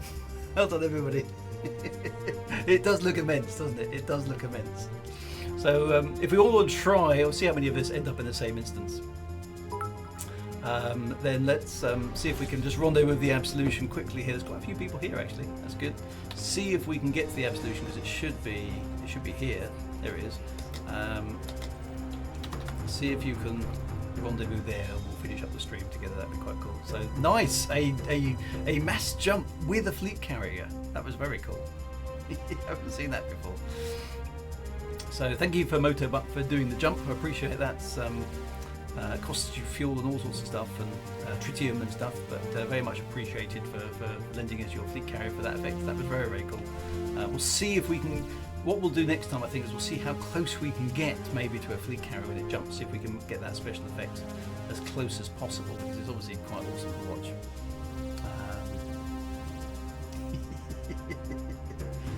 Seemed like we used the cloud. Yeah, it was. That was kind of the idea, and we'll play around with that a little bit more to see if we can get how close we can get to that feeling. How close we can get to that hyperspace cloud that fleet carriers generate, because that would be very, very cool to see. But there we go. So MIDI file, of course, the Blade Runner main theme by the great Vangelis. So we'll see if it's good enough to see if we can generate him a few pennies as well. That's quite good fun. Challenge for next time: color coordinated jump. Yeah, we could all switch to different coloured lasers, didn't we? I like the multicolours actually. I think they look really, really good. But there we go. Salted and Cloudy, always a pleasure to see you. Thank you. You too, obviously. So lovely to see so many people on the stream as well. So there's quite a few people in the instance here. So I'm going to dock on the Absolution, I think, just temporarily. But there we go. So a bit of Blade Runner to see us out. So there we go. That was Drawing Lines in the Sky with Drew Wager. We traced out the constellation of the Plough in space by using hyperspace jumps. But so there we go. So thank you very much for joining me in my instance. Those of you who could get in, apologies to those of you who can't. That's unfortunately the name of the game. But we did get quite a few people in here, but not always the time. It doesn't always work, but. Oh, and happy birthday, Salty Singularity. Excellent. Hope you're having a good time. Maybe a CG to refuel the Absolution. So yes, we have been using it quite a bit, which has been quite cool. So can also park in front of a carrier and pass through it as it jumps. So we see that we can see what cool stuff we can do with the fleet carriers and the jumping. So there we go. Propose a CG to get Drew a carrier. That could be fun. Yes, because I've got no way, enough time to earn one in the game. So it's great that Drew's stream comes immediately after the Frontier stream, gives us a proper content. Don't get me into trouble. Well, I deliberately set it to avoid the Frontier stream so that people could watch that and then jump onto this one. So that's cool. Looks like Kamikichi, sorry, let me pronounce that right. Finally got into my instance, but never mind. Anyway, it's good to see you. Fantastic. So yeah, unfortunately, I can't do much about Xbox and PS4 at the moment. I'm afraid there's no way until we got that cross-play. But there we go. All sorts of good stuff. But yes, plough on, Commanders, plough on. That's definitely what we're doing. So anyway, lovely to see so many of you guys. It's always pleasure, always good fun. So thank you very much. Thank you very much for that coordinated hyperspace jump and following me around, drawing lines in the Plough. We've traced out a constellation in the sky, which is always a good thing. Now next week we are going to probably do a bit more astronomy actually. So we're going to tour around what I call the summer stars, so slightly longer hyperspace jumps. We're going to go to places like Deneb and Altair and Vega and a few other places like that. So a bit more astronomy, but we'll always do the big hyperspace jump at the end, okay? Because it's fun, it's tradition, that's what we do. Now there'll be a week gap after that, I'm afraid, because I'm actually on holiday. So next week there will be an Elite Dangerous Astro Tour. The week following that there won't be one because I won't be here. I'm going on holiday for a bit, just a week, so it'll only be 1 week gap, and then after that we'll be doing the Orion thing, okay? So we've got to do the constellation of Orion, not surprisingly, because that's important as well. So next week all the same as usual, but the week after that I won't be here, I'm afraid, so there will be a week's gap, and then we'll rendezvous after that. So there we go. Yeah, so the music tonight was the main theme from Blade Runner by Vangelis, which is old but a goodie. So there we go. What do you mean again? Cheeky monkey. Where we're meeting next week. So we will meet in the Deneb star system. So let me type that in. Deneb. We will meet there, and that's where we'll start from there. So yeah, Deneb. Yeah, we've done the Battlestar Galactica theme. We did that on one of the lore tours actually, and we'll see how we go. I'm sort of still feeling what I can get away with, music composition wise. So we'll see how that goes. But so far so good. Fair use and do my own versions. I'm not just taking their music and replaying it. I'm sort of composing it myself. So so there we go. So Airwolf. Now there's an idea. Airwolf. I might try Airwolf. That would be a very good tune to fly along to, wouldn't it? All right, leave that with me. I'll see if I can do Airwolf for next week. That would be cool. That would be very cool. Right, my friends, I must go. But again, thank you very much for your company. Always lovely to see you. Right on, Commanders, and of course, 07. Be good. I will see you next week. Actually, I'm streaming obviously back on Monday. We're talking about aliens on my writing stream, so if you want to tune on to that on Mondays, you're more than welcome. But more Elite Dangerous shenanigans back on next Thursday. See you then. Be good. Have a fantastic weekend. And look after yourselves, all right? Because it's a crazy world out there. And, you know, it's crazy in here, but at least it's fun, right? You guys be good. Lovely to see you all. Take care, and I'll see you soon.